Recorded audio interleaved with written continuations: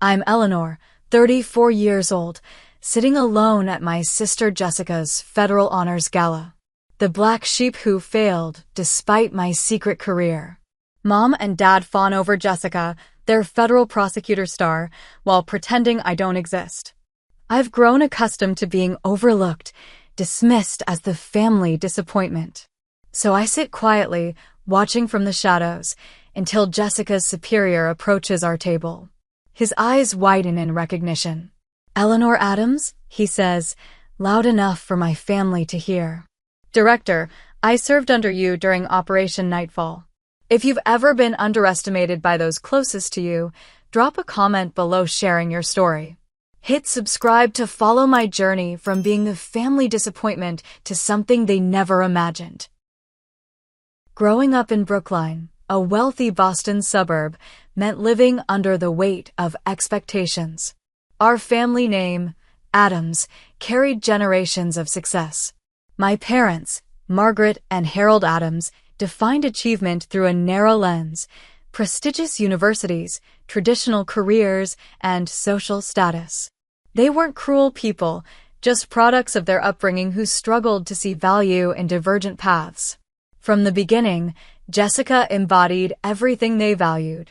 2 years my junior, she brought home perfect report cards, played violin beautifully, and charmed every adult she met. Her academic trajectory was flawless: valedictorian, Harvard undergraduate, Yale Law. Jessica never questioned the path laid before her, finding genuine joy in meeting expectations. I differed fundamentally. My mind worked in patterns, connecting seemingly unrelated information in ways that confused my teachers. While Jessica memorized facts, I questioned systems. Where she excelled in structured environments, I grew restless. My third-grade teacher called me too curious for her own good during a parent conference, a phrase my mother repeated with thinly veiled disapproval for years afterward. Our dinner table became a battlefield disguised as family time. "Jessica received another academic commendation today," Mom would announce, before turning to me with that familiar expression of hope mixed with disappointment. "Eleanor, did anything interesting happen at school?" The question always hung awkwardly, as my accomplishments rarely fit their definition of success. My artistic talents surfaced early. I filled sketchbooks with intricate drawings, focusing on details others missed. I could recreate conversations verbatim after hearing them once. I noticed patterns in behavior, predicting outcomes that seemed invisible to others. These abilities, which would later become professional assets, were dismissed as quirky hobbies at home. "Drawing is a lovely pastime, Eleanor," Dad would say, "but it won't build a career." This came after I won a statewide art competition at 12. The certificate remained in my desk drawer while Jessica's debate trophies claimed the living room shelves. Despite their dismissal, teachers noticed my leadership abilities. In group projects, I naturally organized complex tasks, assigned roles based on strengths, and synthesized information. Ms. Winters, my 8th grade social studies teacher, pulled me aside after a geopolitical simulation. "You have a strategic mind, Eleanor. You see the bigger picture when others get lost in details." Those words sustained me through years of familial indifference. The greatest schism came during college applications. Jessica followed the preordained path to Harvard, but I applied to Georgetown's School of Foreign Service without telling my parents. Their security backgrounds program offered exactly what I wanted.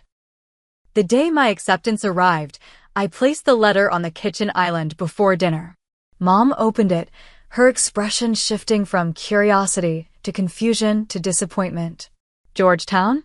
Why would you apply there when we discussed Princeton?" The "we" struck me as particularly revealing. My preferences had never factored into their plans. "They have the best intelligence and security program in the country," I explained, trying to contain my excitement. Dad scoffed.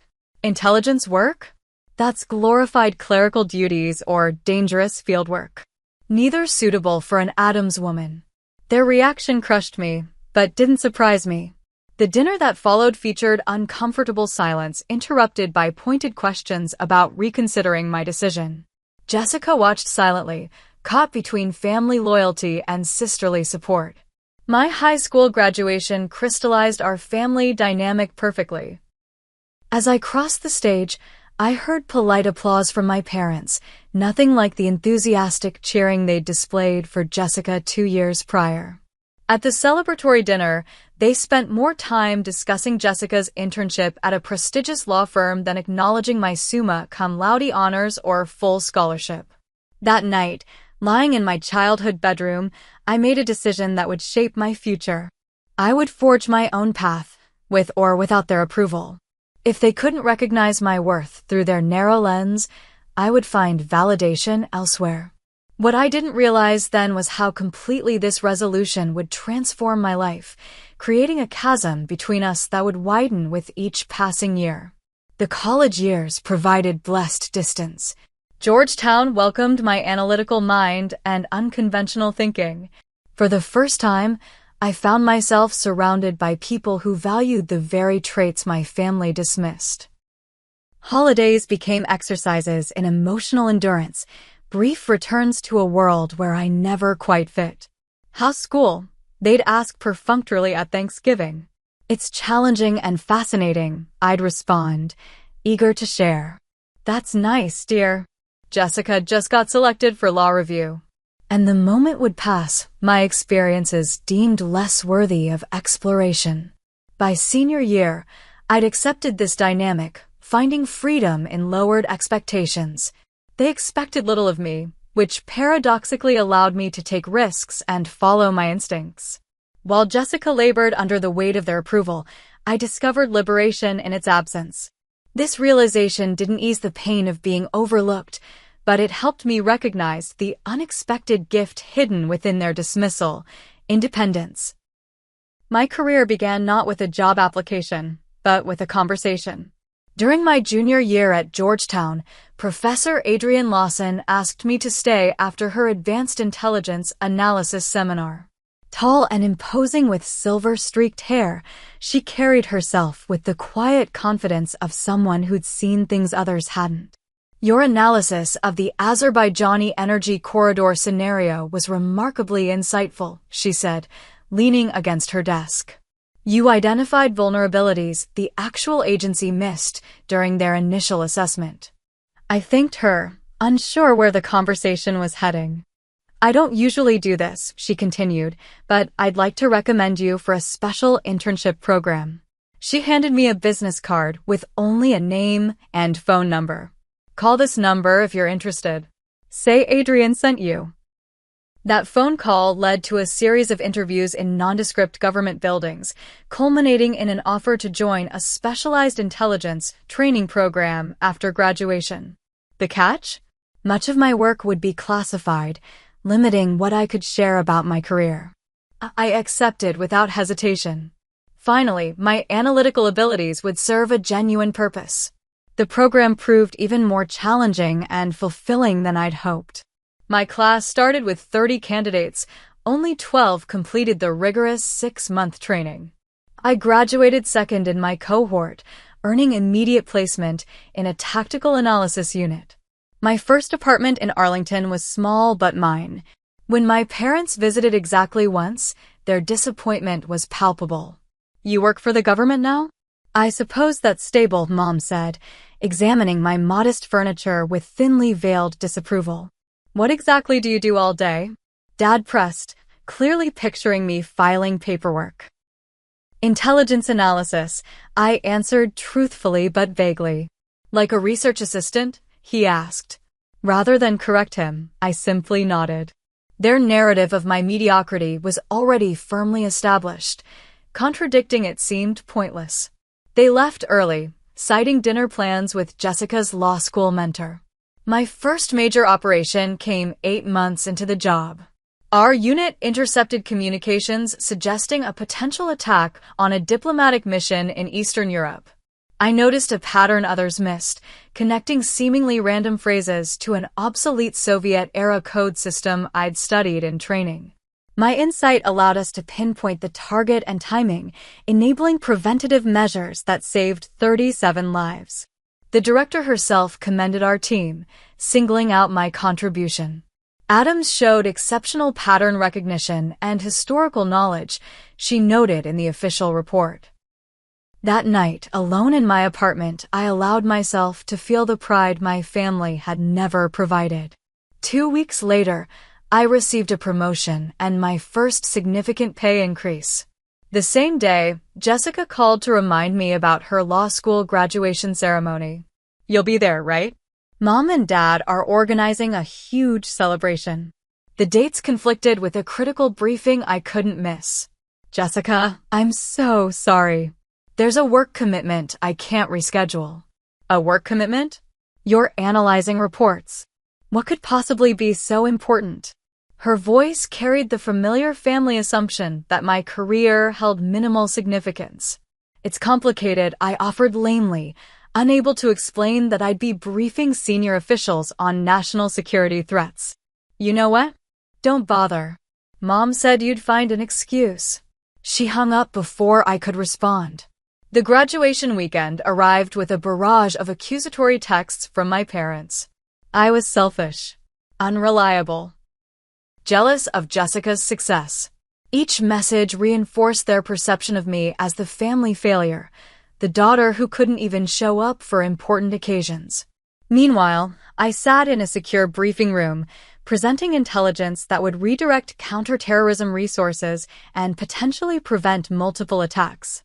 The dichotomy was surreal, professionally respected for my expertise while personally condemned for the very same commitment that made me valuable.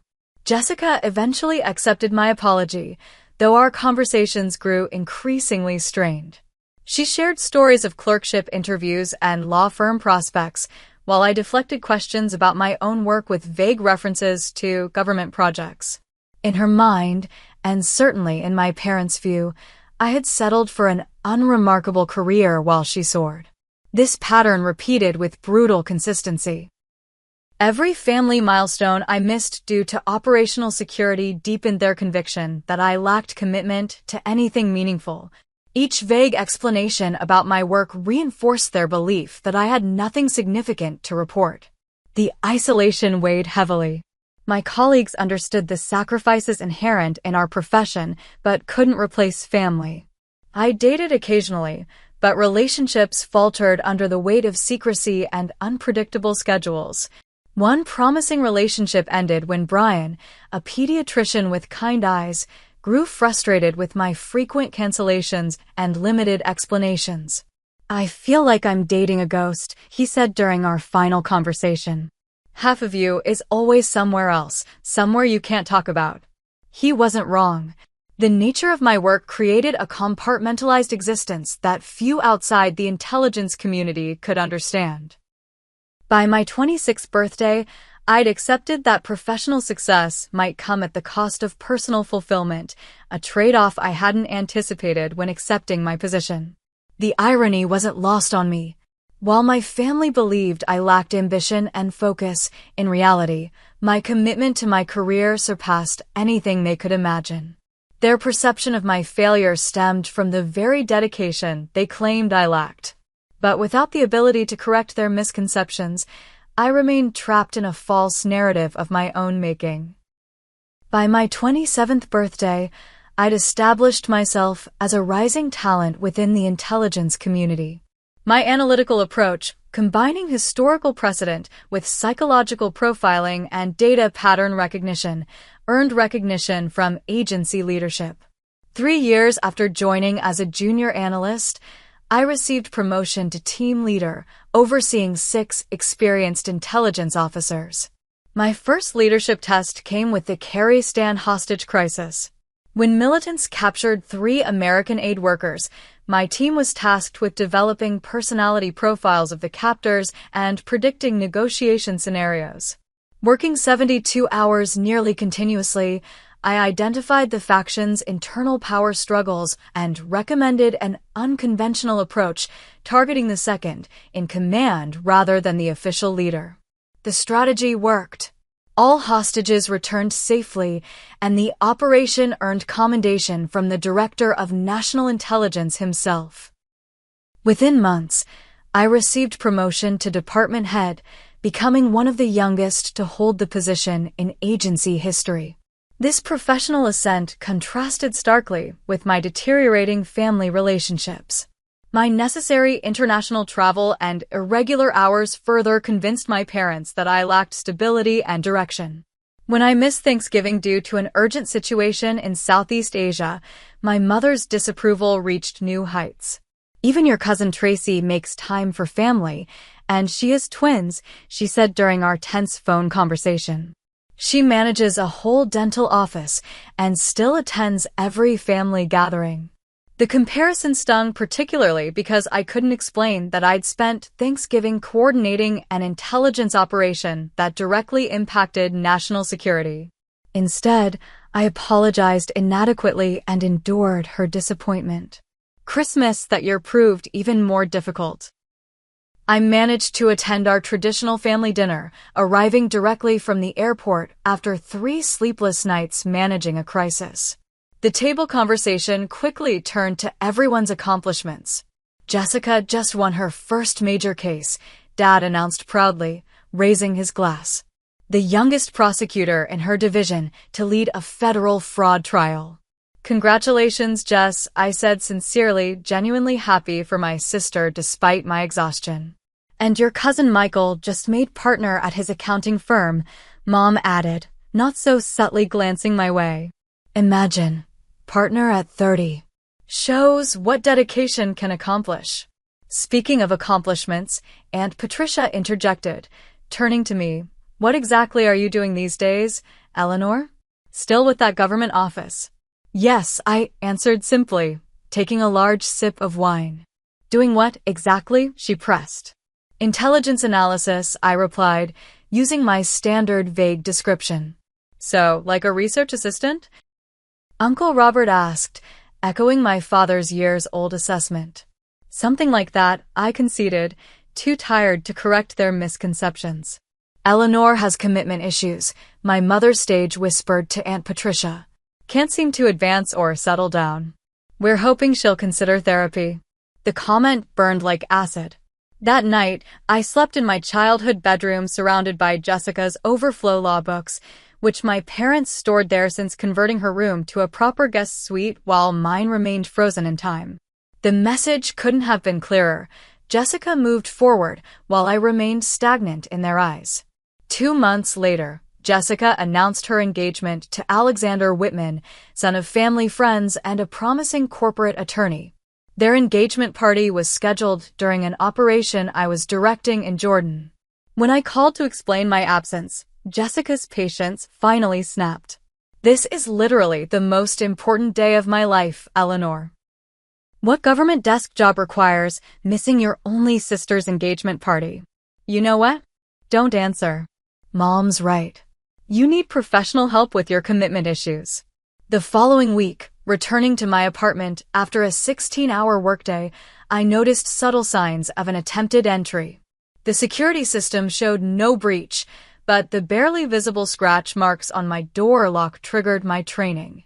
I reported the incident immediately, and agency security confirmed an expert attempt to access my residence.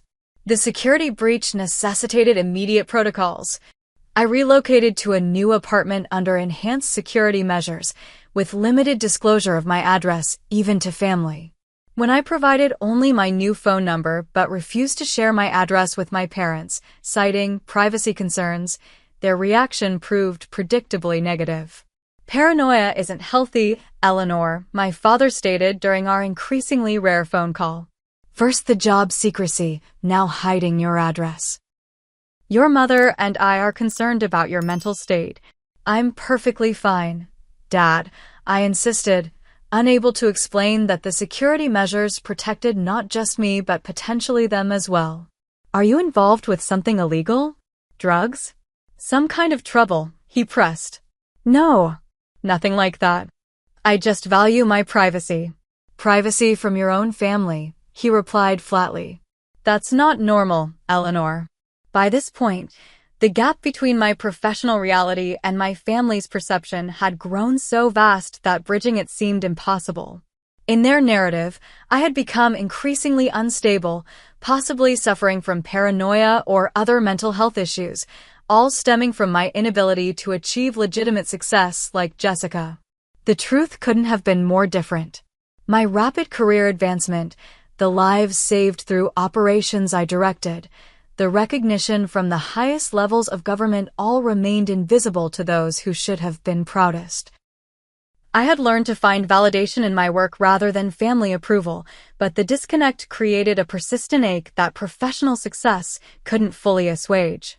Each family gathering became an exercise in restraint, listening to thinly veiled concerns about my situation, while knowing I'd accomplished more than they could imagine. The double life took its toll, creating a compartmentalization that seeped into every relationship. Few friendships survived the necessary secrecy, and romantic relationships proved nearly impossible. Yet despite everything, I never regretted my choice. The work fulfilled me in ways nothing else could. Each successful operation, each threat neutralized, each analysis that proved accurate reinforced that I had found my purpose. If the cost was my family's approval, it was a price I had reluctantly learned to pay. The director's office featured understated elegance, mahogany furniture, subdued artwork, and bulletproof windows overlooking the Potomac. At 31, I became the youngest person ever to occupy this space, appointed director of a specialized intelligence unit focusing on emerging non-state threats. The promotion came after I correctly identified a complex terror financing network that had eluded detection for years. Your ability to connect seemingly unrelated data points is unparalleled, Adams, the deputy director said during my appointment meeting. The Hal Bridge operation alone justified this promotion, but your consistent record makes this an easy decision. Taking leadership meant developing new approaches to intelligence gathering. Traditional methods often miss the subtle connections between digital financial transactions, social media patterns, and physical movements. I implemented a revolutionary cross-disciplinary approach, combining technological surveillance with anthropological and psychological analysis. My first year as director brought intense challenges. A sophisticated terrorist cell emerged with encryption capabilities that thwarted conventional monitoring. After weeks of minimal progress, I proposed an unconventional approach. Rather than attacking their communications directly, we would analyze peripheral patterns, tracking power usage, supply purchases, and travel anomalies. This methodology yielded results within days. We identified 3 operational hubs and neutralized a plot targeting transportation infrastructure across multiple countries. The operation represented the finest example of my analytical philosophy, looking beyond obvious data to find truth in peripheral patterns. President Wilson himself signed the classified commendation, though the public would never know how close they came to disaster.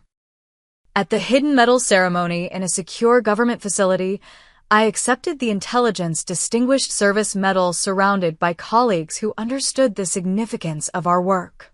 Not a single family member attended. They couldn't know about this pinnacle achievement. Instead, that same week brought Jessica's wedding invitation, accompanied by a handwritten note. I hope you'll manage to attend this important family event, unlike my engagement party. Please confirm ASAP as seating arrangements are finalized. The passive-aggressive tone wasn't subtle, but I understood her frustration.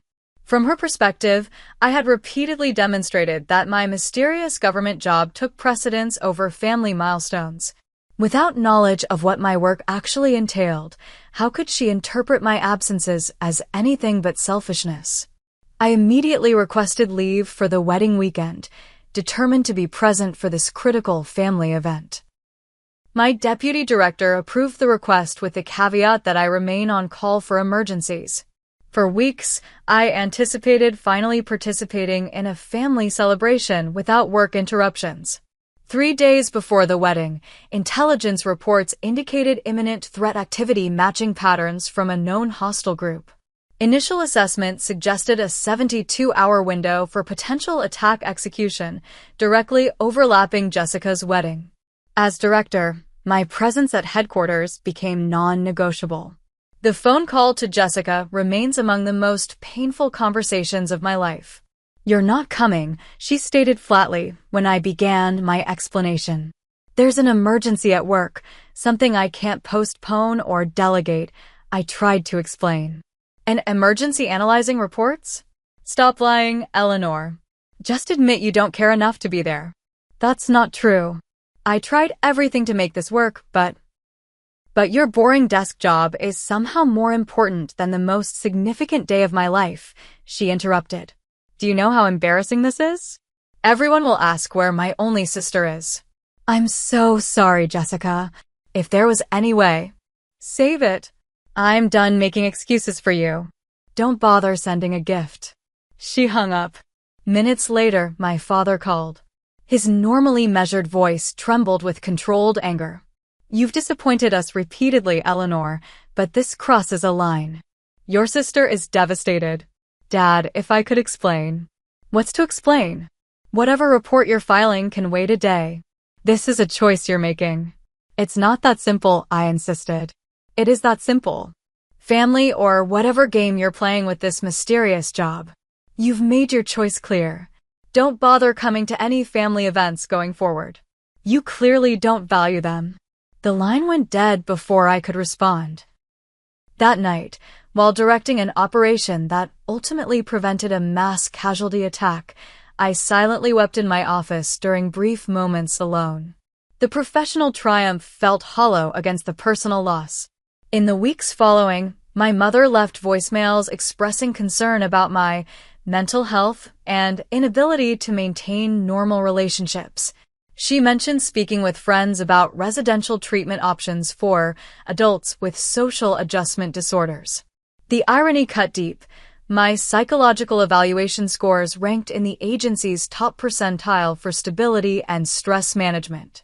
6 months after Jessica's wedding, I received an invitation to my cousin's baby shower with a note from my mother. "Eleanor, we're including you despite your issues because family should support one another.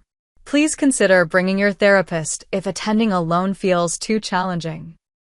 The final straw came when I learned through agency channels that my mother had discussed my concerning behavior and possible paranoid tendencies with a neighbor who worked for the Department of Health and Human Services. Attempting to get information about involuntary psychological evaluation procedures. After 5 intense years as director, marked by unprecedented operational successes and complete familial alienation, I made a difficult decision.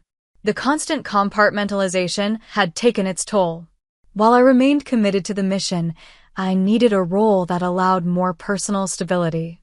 When offered a transition to a senior consulting position, I accepted, seeking balance I hadn't previously believed possible.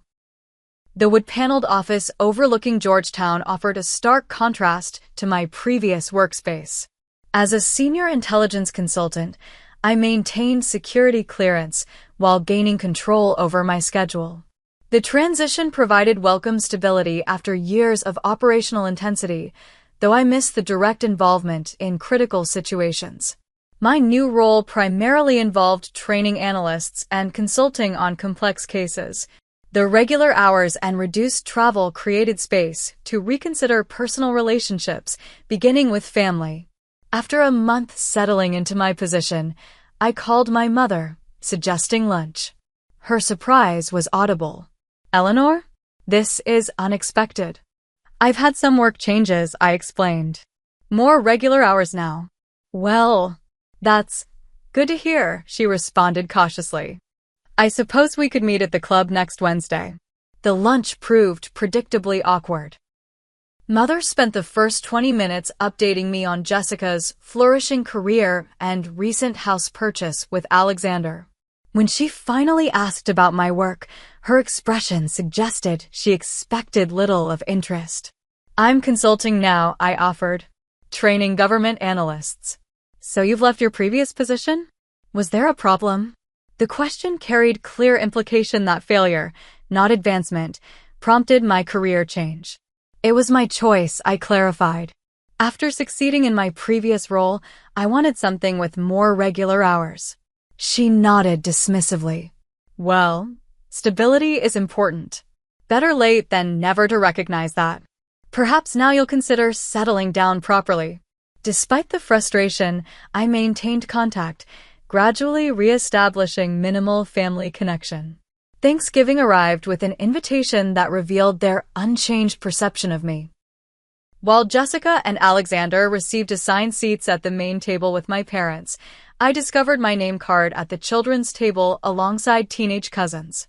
There wasn't space at the adult table, my mother explained unconvincingly, despite 2 empty chairs later filled by last-minute family friends.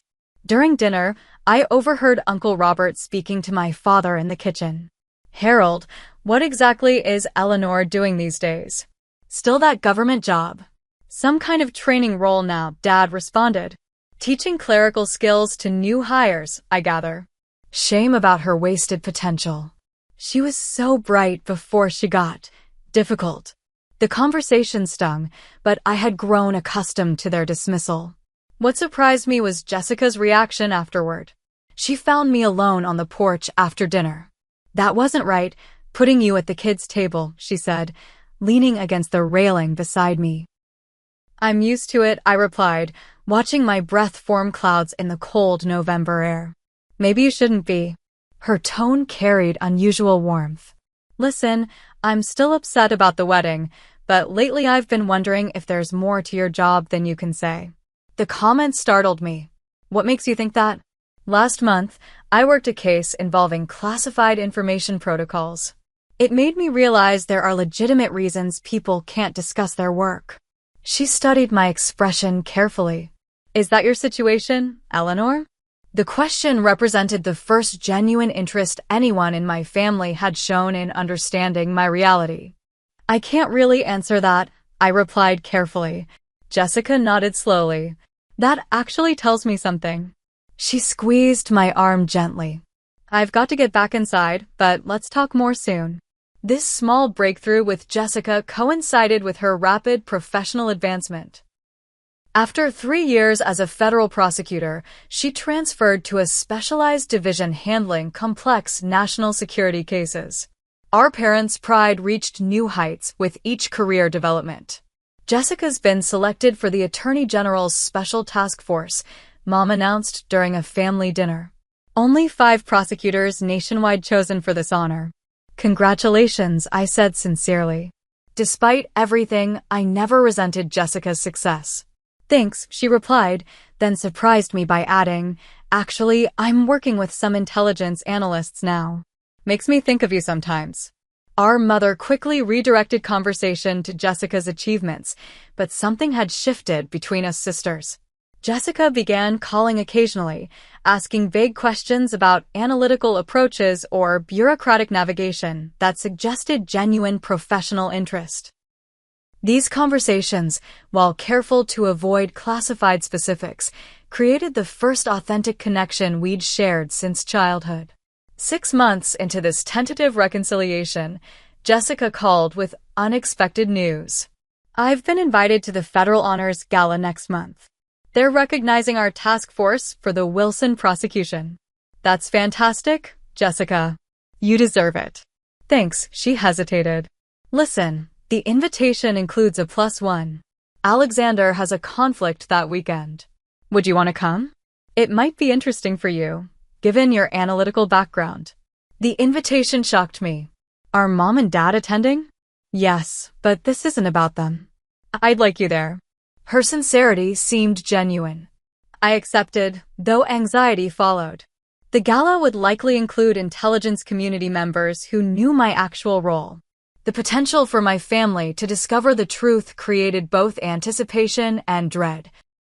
After years of mischaracterization, part of me longed for vindication, while another part feared the consequences of revelation. As the event approached, I debated strategies. Should I maintain the charade, avoiding former colleagues, or allow natural interactions that might expose my actual position?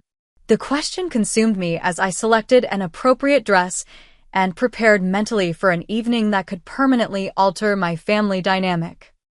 The Federal Honors Gala transformed the National Building Museum into a wonderland of subtle elegance. Crystal chandeliers cast warm light across marble columns while string musicians played softly from a balcony. Government officials, military officers, and legal professionals circulated in formal attire, their quiet conversations punctuated by occasional laughter. I arrived separately from my family, needing time to compose myself before the inevitable awkwardness. Standing alone near an ornate pillar, I spotted several intelligence community members who nodded discreetly in recognition. Director Harrington, my former superior, raised his champagne glass slightly in acknowledgement before continuing his conversation with a Supreme Court justice. My parents and Jessica arrived 15 minutes later, my mother resplendent in midnight blue, my father distinguished in his tuxedo, and Jessica confident in burgundy. They paused at the entrance, scanning the crowd before noticing me. My mother's expression tightened slightly upon seeing me, the familiar look of preemptive disappointment settling into place. "Eleanor, you're actually here," she said, kissing the air beside my cheek. "That's a lovely dress. Department store? Custom made, actually," I replied, knowing she would assume I'd overspend rather than recognize the designer's work. Dad offered a perfunctory embrace. "You look well. Found the place all right?" "Yes, I've been here before," I answered truthfully, remembering a classified briefing held in the building's secure sublevel years earlier. "For what?" he asked, genuine confusion crossing his features. "A government function," I replied vaguely. Jessica saved me from further explanation, greeting me with unexpected warmth. "I'm glad you came. Let me introduce you to some colleagues." As Jessica led me toward a group of prosecutors, I noticed my parents already engaging with their friends, explaining my presence with dismissive hand gestures that clearly communicated their perception of me. "The Harrisons were asking about you," Jessica whispered. "Mom told them you're between positions right now." I corrected her, but she's determined to maintain her narrative. "I'm used to it," I assured her, though the familiar ache returned. The evening proceeded predictably.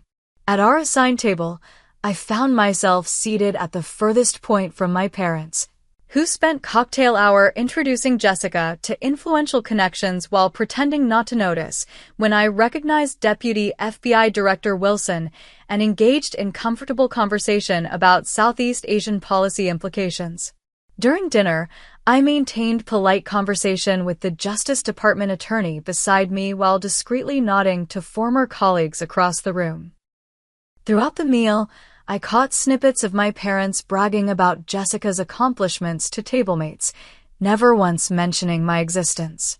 "Did you know about the Adams case?" I overheard someone at a neighboring table mention. "The way they infiltrated that network was revolutionary. Word is Director Adams completely transformed analytical protocols." I suppressed a smile, recognizing the classified operation they referenced obliquely. The Adams they discussed was me, though the coincidental surname meant my parents never connected the occasional news references to their daughter. After dinner, the formal recognition ceremony began. Jessica's task force received well-deserved honors for their prosecution work. I applauded genuinely as she accepted the award, proud of her accomplishments despite our complicated history. Our parents beamed with unrestrained pride, their standing ovation continuing long after others had seated themselves. As the ceremony concluded and attendees returned to mingling, I prepared to make a graceful early exit. The evening had gone exactly as expected, reinforcing family dynamics without incident. I had just signaled to Jessica that I was leaving when FBI Assistant Director Nathaniel Pierce approached our family table. Tall and imposing with silver temples adding distinction to his appearance, Pierce headed the Counterterrorism Division and had worked directly with my unit on multiple operations. I tensed immediately, recognizing the potential for my cover to collapse. "Excuse me," he said, addressing my parents. "I wanted to congratulate you on your daughter's outstanding work.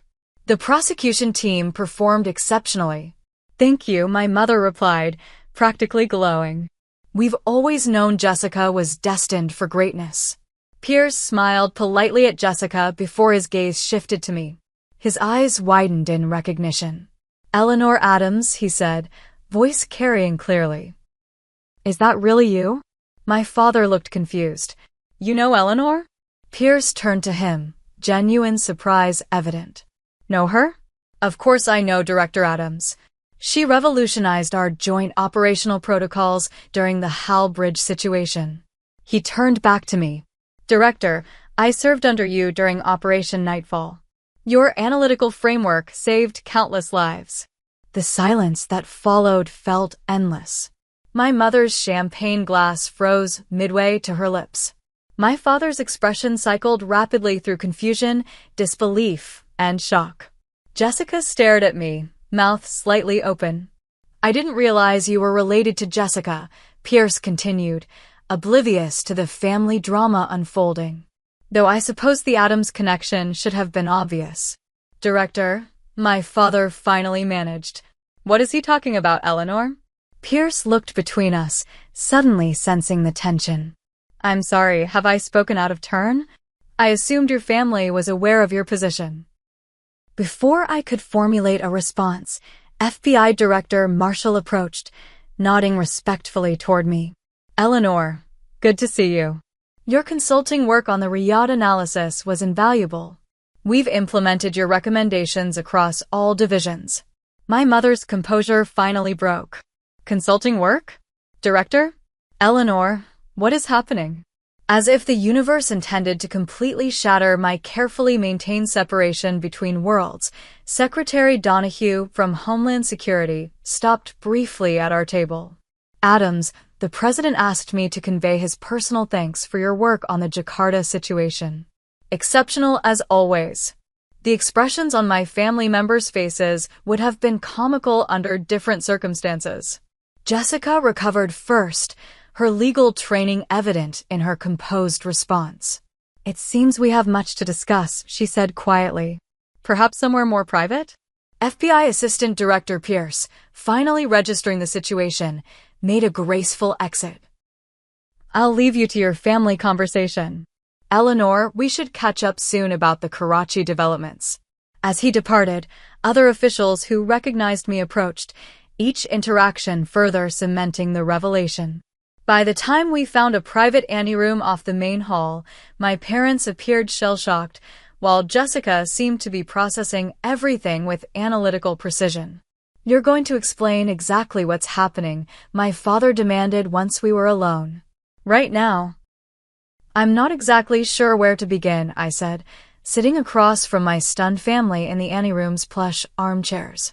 "The beginning would be appropriate," my father stated, his authoritative tone undermined by visible confusion. I took a deep breath, organizing thoughts I'd never expected to verbalize. "The government position I've held isn't what you assumed. For security reasons, I couldn't correct your misconceptions." "Security reasons?" my mother repeated incredulously. "What exactly have you been doing all these years?" "Intelligence work," I answered, finally able to acknowledge the truth. "Advanced threat analysis initially, then operational leadership, eventually directing a specialized intelligence unit." "Director," Jessica said slowly, testing the word. "That man called you Director Adams?" "Yes." "I became unit director at 31. Youngest in the division's history." My father shook his head in disbelief. "This makes no sense. You've been what, some kind of spy?"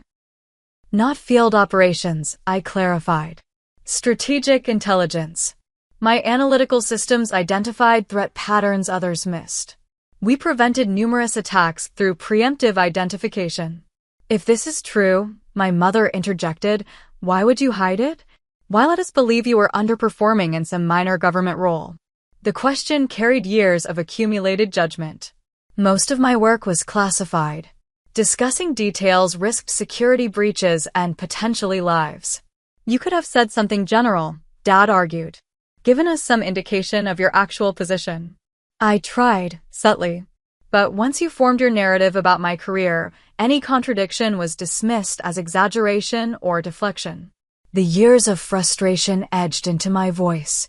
You decided early on that Jessica's path represented success and mine represented failure. Evidence to the contrary never penetrated that belief. Jessica leaned forward, her legal mind visibly connecting dots. The wedding, my engagement party, all those family events you missed. National security emergencies, I confirmed. I missed your wedding coordinating a response to an imminent threat. I couldn't explain without compromising classified information. So, all this time, my father said slowly, while we worried about your stability and career progress. I was directing operations that saved American lives, I finished quietly. Receiving commendations you never knew about. My mother's perfectly manicured hand trembled slightly as she reached for her water glass. I told Caroline Reynolds you might need psychiatric intervention. I suggested to everyone you couldn't maintain normal relationships because of emotional issues. I know, I acknowledged. Agency security flagged your conversations about my mental health with your neighbor at Health and Human Services. Her eyes widened. You knew about that? Mom, I directed an intelligence unit. Very little escaped our notice, especially concerning our own personnel. A heavy silence fell as they processed this information. Jessica broke it first, her expression showing dawning comprehension. The Hell Bridge operation he mentioned. That was the terrorist financing network exposed 3 years ago. Her prosecutor's mind worked visibly. You led that. I nodded. My analytical approach connected financial patterns with communication signatures others missed. That case prevented multiple attacks, she said, professional respect entering her voice. We prosecuted domestic connections to that network last year. My father stood abruptly, pacing the small room. This is overwhelming. You're saying you've been a high-ranking intelligence official this entire time? While we believed you were struggling in an entry-level position. Yes, I answered simply. Why transition to consulting? Jessica asked. If you were so successful? The question touched on personal truth I'd rarely acknowledged. After 5 years as director, I wanted more life balance. The position demanded complete dedication, which meant sacrificing personal connections, including family. My mother looked stricken. And we made that sacrifice harder by assuming the worst about your absences. You had no framework to understand, I conceded. Without knowing the actual circumstances, your conclusions seemed reasonable. Jessica reached for my hand, surprising me. I said terrible things to you about missing my wedding. Called you selfish when you were literally protecting people. You couldn't have known, I assured her. I should have trusted you more, she insisted. Given you the benefit of doubt. My father stopped pacing, facing me directly. All those years we compared you unfavorably to Jessica, to your cousins. He looked physically pained. We were completely wrong about you. Not completely, I corrected gently. You were right that I followed a different path. You just misunderstood where that path led. The conversation continued for nearly 2 hours, my family alternating between apologies, questions, and adjusting their fundamental understanding of who I was. My mother cried when I described receiving the Intelligence Distinguished Service Medal alone, with no family present. My father struggled visibly with reconciling his dismissive judgment against the reality of my accomplishments. Jessica asked the most insightful questions, her legal background helping her understand the constraints of classified work. All those times you called to ask about my cases, were you actually guiding me using your intelligence background? I smiled. Sometimes. I couldn't be explicit, but I tried to help when appropriate. As the evening wound down, we reached no neat resolution. Years of misunderstanding couldn't be undone in a single conversation. But something fundamental had shifted. The wall of misperception had cracked, allowing possibility for genuine connection. We should continue this conversation, my father suggested as we prepared to leave. Perhaps dinner next weekend? At our home. The invitation represented more than a meal. It acknowledged the need for rebuilding relationship on new, truthful foundation. I'd like that, I accepted. The following week brought significant adjustment. My parents called daily, each conversation awkwardly navigating between apologies, questions, and attempts to re-establish connection. My mother struggled most visibly, her carefully constructed narrative about her daughters completely upended. "I don't know how to talk to you," she admitted during our third call. "For years I've thought of you one way, and now everything's different." "I'm still the same person, Mom," I reminded her. "You just know more about me now." "That's just it," she sighed. "I realize I never really knew you at all." That's a difficult thing for a mother to accept. My father approached the situation differently, researching publicly available information about intelligence operations I might have directed. During our dinner at their home, he presented clippings from newspapers mentioning intelligence community successes, with dates corresponding to my tenure. "This terrorist cell disrupted in Vienna," he said, pointing to an article. "Was that your operation?" "Dad, you know I can't confirm or deny specific operations," I reminded him gently. Right, he nodded, though pride shone in his eyes at the possibility. Jessica proved most adaptable, perhaps because her own work touched the edges of national security. She invited me to lunch, bringing case files she could legally discuss, seeking my analytical perspective. "I should have recognized your capabilities sooner," she said over coffee. "The signs were there, if I hadn't been so wrapped up in comparing our paths." "We were both playing roles assigned early," I observed. "You as the perfect daughter, me as the disappointment. Breaking free of those narratives isn't easy." She nodded thoughtfully. "I've been the successful one for so long, I never questioned whether that measurement was accurate.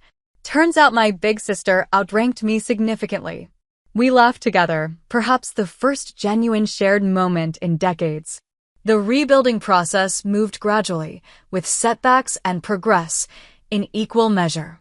My mother occasionally slipped into old patterns, making comments about my personal life that revealed lingering judgment. My father sometimes introduced me with excessive emphasis on my intelligence background, overcompensating for years of dismissal. 3 months after the gala revelation, we gathered for another family dinner.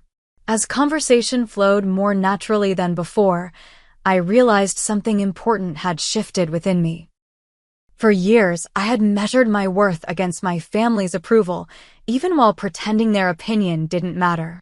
The validation I'd secretly craved had finally arrived, yet it felt less significant than anticipated. The true freedom came not from their recognition, but from my self-acceptance.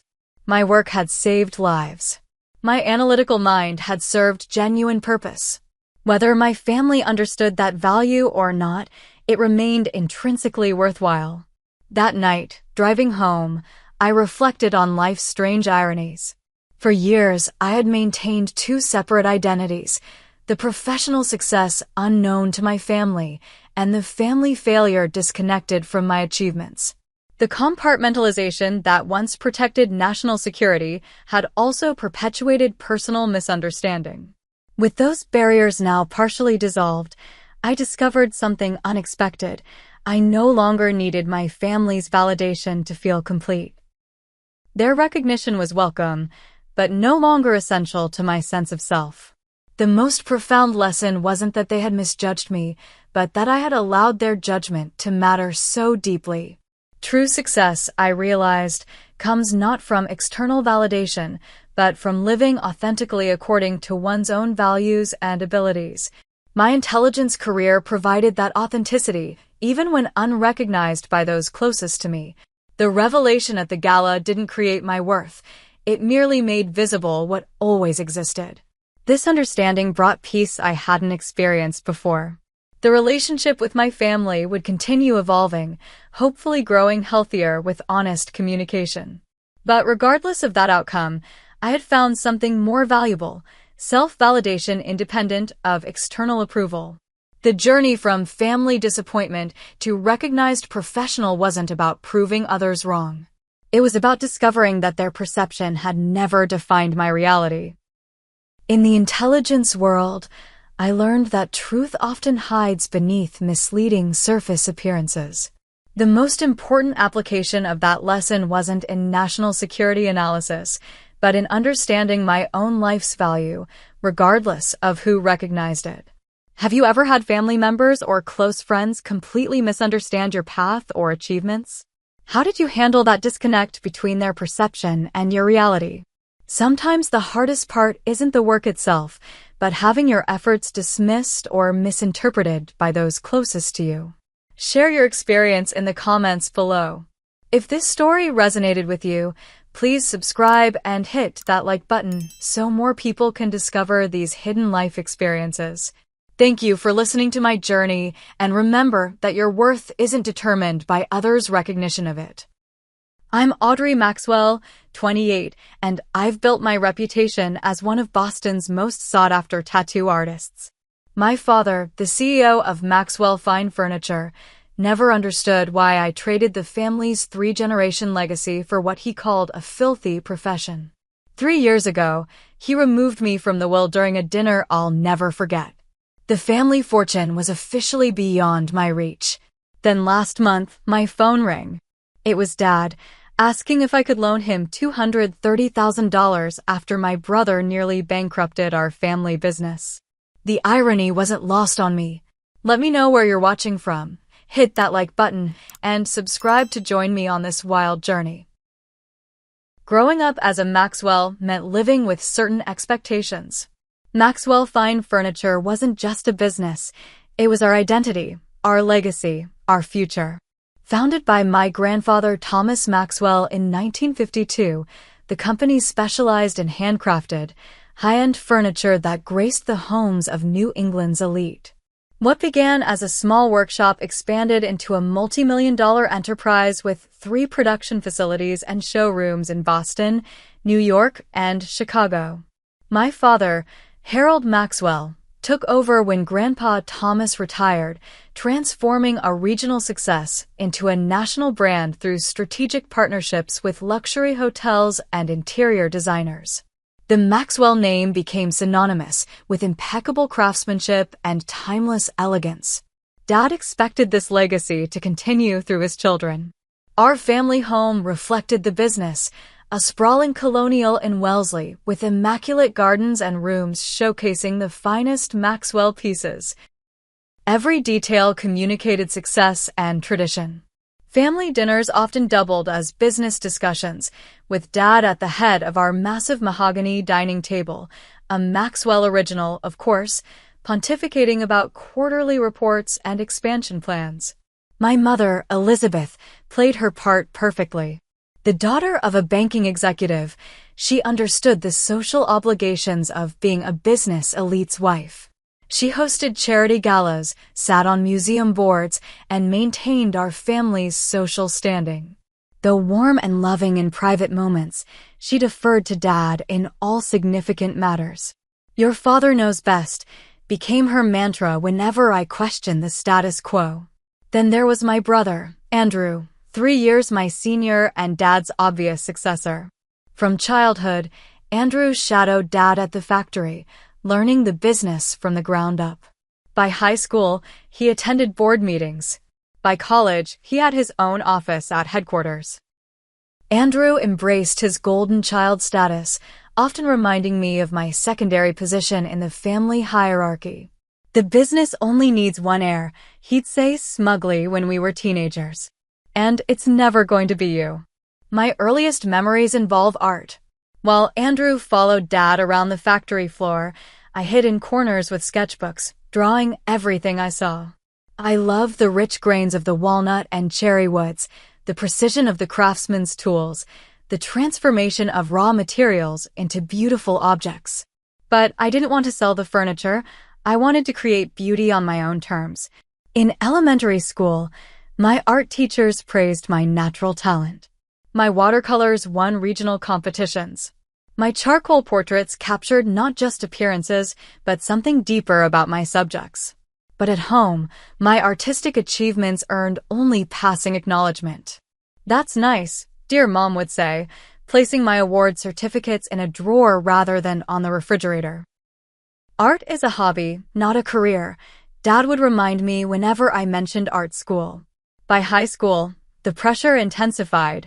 While my advanced placement art portfolio earned recognition from several universities, my parents steered me toward business schools.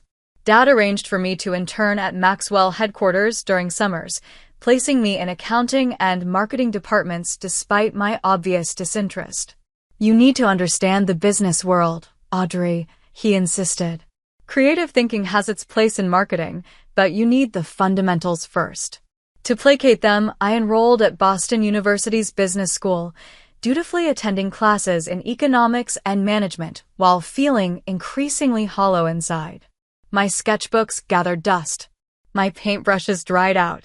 By sophomore year, I barely recognized myself, the vibrant, creative girl replaced by a depressed student going through motions to please others.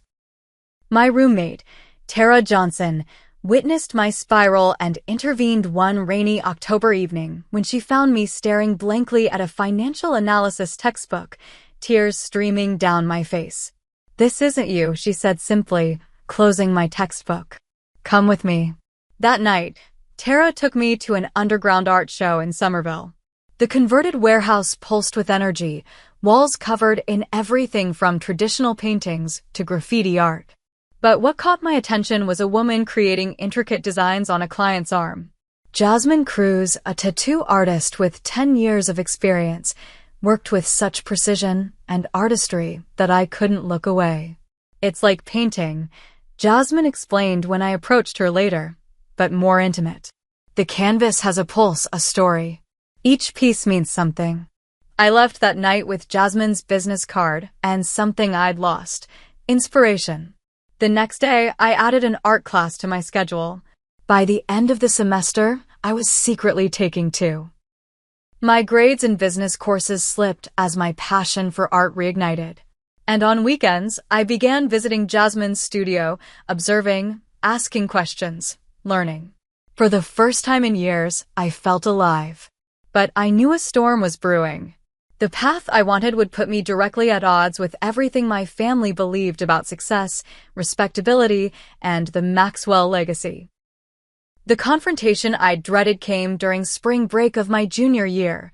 I decided to stay in Boston rather than return home, using the excuse of catching up on coursework while actually spending time at Jasmine's studio. My plan derailed when Dad made a surprise visit to my apartment. "Thought I'd take you to lunch since you couldn't make it home," he announced, then froze when he saw my living room walls covered with artwork and tattoo designs. His face transformed from surprise to disappointment to anger as I explained my decision to pursue art instead of business. When I mentioned tattoo artistry specifically, his complexion turned alarming shades of red. "Tattoos," he practically spat the word. "Maxwell Fine Furniture has a century-old reputation for class and refinement. And you want to deface people's bodies for a living." "It's art, Dad," I tried explaining. "It's meaningful work, that. It's a trend for degenerates and rebels," he interrupted. "No child of mine will throw away generations of respectability for some counterculture nonsense." The ultimatum came swiftly: return to focusing exclusively on business studies or lose his financial support. With 2 semesters left before graduation, the threat was significant. But something in me had changed. I couldn't go back to that lifeless version of myself. "Then I'll figure it out on my own," I said quietly. True to his word, Dad cut me off completely. My tuition payments stopped. My credit card was canceled. Even my cell phone plan, still on the family account, was terminated within days. Those next months tested everything in me. I moved from my comfortable apartment near campus to a tiny room in a house shared with 4 other students. I took a job waiting tables at a cafe near the art building and another stocking shelves at a supermarket on weekends. I applied for emergency financial aid and took out additional student loans. Through it all, my resolve only strengthened. I switched my major officially to fine arts, focusing on drawing and painting. Between classes, work, and sleep, I continued visiting Jasmine's studio, absorbing everything about tattoo artistry. My art professor, Diana Wilson, became another crucial supporter. Recognizing both my talent and my struggle, she connected me with paid opportunities to create illustrations for university publications and occasionally design logos for local businesses. "Your technique shows remarkable precision," Diana told me after reviewing my portfolio. "And there's something emotionally resonant in your work that can't be taught. Whatever canvas you choose, paper, skin, fabric, that quality will translate." Ethan Park, a fellow art student who specialized in digital media, helped me establish an online presence where I could showcase my designs. My Instagram account slowly gained followers as I posted sketches and paintings. Though I couldn't yet share tattoo work, the audience I built would prove invaluable later. "You've got a distinctive style," Ethan observed as he helped me organize my portfolio. "Clean lines, but with this organic quality. Detailed but not fussy. It's going to translate beautifully to skin." My mother attempted reconciliation, meeting me secretly for coffee a few times that semester. Though unwilling to directly oppose Dad, she slipped me cash on several occasions. "He'll come around eventually," she promised, though neither of us believed it. "You've always been stubborn, just like him." Andrew's response proved less compassionate. During a chance encounter at a restaurant where I was working, he made sure I overheard him telling his friends about my rebellious phase. "She's always needed attention," he said loudly. "Dad thinks she'll be back begging to rejoin the family business within a year." Despite these challenges, graduation day arrived with a sense of triumph. Though my parents attended the ceremony, the tension was palpable. Dad shook my hand formally rather than offering the embraces I saw other parents giving their children. Mom hugged me quickly, whispering congratulations while glancing nervously at Dad. My real celebration came later at a small party Jasmine hosted at her studio. Surrounded by new friends who understood my passion, I announced my next step. Jasmine had agreed to take me on as an apprentice. The apprenticeship paid barely enough to survive, but the education proved invaluable. Jasmine's reputation meant exposure to diverse clients and styles. I learned not just technique, but the emotional aspects of the work, how to make clients comfortable, how to translate their stories into art, how to create pieces that honored their experiences. My first solo tattoo, a small lotus flower on a breast cancer survivor, taught me the healing power of this art form. Carol, 56, wanted something beautiful over her mastectomy scar. "Every time I look in the mirror, I see illness," she explained during our consultation. "I want to see rebirth instead." When the piece was complete, Carol stood before the mirror and wept. "Now I can face my reflection again," she said, hugging me tightly. Word spread about my work with survivors. More clients came seeking tattoos to reclaim bodies after trauma, illness, or loss. While some artists chased trendy designs or celebrity clients, I found my niche in transformative, healing art. Social media amplified my reach. My Instagram followers grew from hundreds to thousands as clients shared their experiences. A feature in a regional tattoo magazine brought further recognition. Within 18 months of graduation, I had a 3-month waiting list and had doubled my initial rates. During this period of growing professional success, family connections withered. Holiday gatherings became exercises in uncomfortable silence or pointed remarks. Dad never directly mentioned my career, referring vaguely to my current situation. Andrew made thinly veiled comments about real careers and family loyalty. Only occasionally, through Mom's careful comments, did I glimpse troubles brewing at Maxwell Fine Furniture. Hints about challenging market conditions and Andrew's innovative but unproven strategies suggested all might not be well with the family business. The contrast between my growing career and my family's disapproval created a painful dissonance. I was finding my voice professionally while being silenced personally. Something would eventually have to give. The breaking point came during what should have been a celebration, my 25th birthday. Mom convinced me to attend a family dinner at their home, suggesting Dad had softened and might be ready for reconciliation. I arrived hopeful, bringing portfolio photos of my best work to share if the opportunity arose. The evening started awkwardly but cordially. Mom had prepared my favorite foods. Even Andrew managed civil conversation about neutral topics like the Red Sox season and the unusually warm weather. The facade cracked when Dad mentioned he'd been updating his will and estate planning. The family trust needs to protect the business interests, he said, looking directly at me. I've made some decisions about the future of Maxwell Fine Furniture. I nodded, expecting nothing. What came next still blindsided me. I've removed you as beneficiary, he continued matter-of-factly, as if discussing a minor scheduling change. Andrew will inherit full control of the company and the majority of our personal assets. Though I'd essentially anticipated this outcome, hearing it stated so coldly at what was supposedly my birthday dinner struck like a physical blow. You've chosen a path that contradicts everything this family stands for, Dad continued, warming to his subject. This tattoo phase. It's not a phase, I interrupted.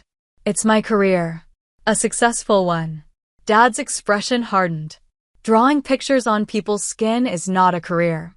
It's a filthy indulgence catering to people's worst impulses toward permanent self-defacement. Harold, Mom cautioned, perhaps this isn't. No, Elizabeth. She needs to understand the consequences of her choices. Dad's voice rose as decades of traditional values found expression. The Maxwell name stands for something in this community. We create beautiful objects that enhance homes, that families pass down through generations. We don't mark people like cattle or encourage this exhibitionist culture where everyone needs to display their feelings on their skin. His face had reddened, veins visible at his temples. This tattoo business is filthy, morally and literally. Needles and blood and God knows what diseases. That's not how modern tattoo studios, I tried to explain, but he steamrolled over me. You've disappointed this family. Thrown away advantages others would kill for. And for what? To be part of some alternative crowd? To rebel against traditions that built everything you've benefited from. Andrew sat silently, a slight smile playing at the corners of his mouth as he watched the scene unfold. Mom looked down at her plate, hands trembling slightly. So that's it? I asked when Dad finally paused for breath. 25 years as your daughter erased because I chose a different path? You erased yourself from this family when you rejected our values, Dad replied coldly. Andrew will carry on the Maxwell legacy. You've made yourself irrelevant to it. The room fell silent. Mom dabbed at tears with her napkin. Andrew examined his fingernails with exaggerated casualness. And something inside me finally, mercifully broke free. I stood slowly, dignity gathering around me like armor. Thank you for clarifying where we stand. I won't waste any more of your time or mine pretending we can reconcile your expectations with my reality. I turned to my mother. I love you, Mom. You know how to reach me if you want to. To Andrew, congratulations on your inheritance. I hope you understand its true value before it's too late. And finally to my father, I'm proud of the work I do. I help people heal, celebrate, and transform. My clients trust me with their stories and their bodies. There's nothing filthy about that. I walked out without looking back, the sound of the front door closing behind me with a terrible finality. The drive back to my apartment passed in a blur of tears and grief. Not for the money, I'd already accepted that loss, but for the family relationships that now seemed permanently severed. I'd held onto a childish hope that eventually they'd see my success and recognize the legitimacy of my path. That fantasy died that night. The weeks following brought a hollow period of mourning.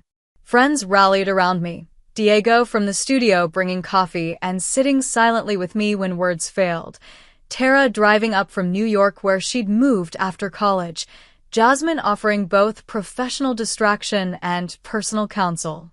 Families are complicated, Jasmine shared one evening as we closed the studio. My parents didn't speak to me for 2 years after I dropped out of nursing school to pursue tattooing. Now my dad proudly shows pictures of my work to his friends at church. The difference is your family came around, I pointed out. Because I succeeded on my own terms, she replied. Build something undeniable, Audrey. Success doesn't always change minds, but it demands respect. Those words became my mantra as grief transformed into determination. If my family couldn't accept me, I would build a new support system. If my father couldn't see value in my work, I would create value so substantial it couldn't be ignored. I threw myself into developing my business plan. With 3 years of experience, a solid client base, and growing recognition, the time seemed right to open my own studio. I researched locations, equipment costs, licensing requirements, and marketing strategies. I consulted other studio owners about their journeys. The numbers looked daunting, but not impossible. My savings would cover perhaps a third of the startup costs. Traditional bank loans proved challenging. Despite my growing reputation, tattoo studios still registered as high-risk investments to conservative lenders. Finally, a small business association specializing in creative enterprises offered terms I could accept. With loan approval in hand, I secured a street-level space in Cambridge, close enough to benefit from the student population, but situated among established businesses that lent legitimacy. 3 months after being written out of the will, I signed a lease on the space that would become Inked Narratives. The name reflected my approach to tattoo art, not just designs but stories made visible, personal narratives transformed into art. Every element of the studio, from the soothing blue-gray walls to the private consultation areas, was designed to communicate professionalism and artistic integrity. The night before our grand opening, I stood alone in the completed space, simultaneously terrified and exhilarated. Everything I owned was invested in these rooms. My name, not Maxwell but simply Audrey, adorned the door. Whatever happened next would be entirely of my own making. 2 years flew by in a whirlwind of growing success. Inked Narratives quickly established itself as one of Boston's premier tattoo destinations, known for exceptional artistry and meaningful designs. What began as a one-woman operation expanded to include 3 additional artists and a dedicated receptionist. My waiting list stretched to 4 months for large pieces. Clients traveled from neighboring states specifically to work with me. My rates tripled from my apprenticeship days, reflecting both demand and the increasing complexity of my work. Industry recognition followed. My designs appeared in national tattoo magazines. I won awards at regional conventions for best black and gray work and most innovative use of negative space. Invitations arrived to guest artists at studios in New York, Chicago, and Los Angeles. Social media amplified my reach further. My Instagram followers exceeded 100,000, drawn by the stories behind each piece as much as the artistry itself. I began hosting monthly live streams discussing technique and the emotional dimensions of tattoo art. I developed a particular reputation for transformation work, covering scars, creating memorial pieces that honored lost loved ones, and designing tattoos that helped people reclaim their bodies after trauma or major life changes. These projects brought the deepest satisfaction, turning painful experiences into beauty and meaning. Lisa, a 32-year-old domestic violence survivor, came to me wanting to cover the cigarette burns her ex-husband had inflicted across her shoulders. We designed a phoenix rising from ashes, the burns incorporated into the texture of the feathers. For years, I saw his cruelty every time I looked in the mirror, she told me after the final session. Now I see my own strength. Michael, a veteran who lost his leg in Afghanistan, asked for a tattoo that would help him process the experience. We created a design that flowed from realistic to abstract along his residual limb, incorporating elements from his service while acknowledging his journey toward healing. People stare at me for what I'm missing, he said.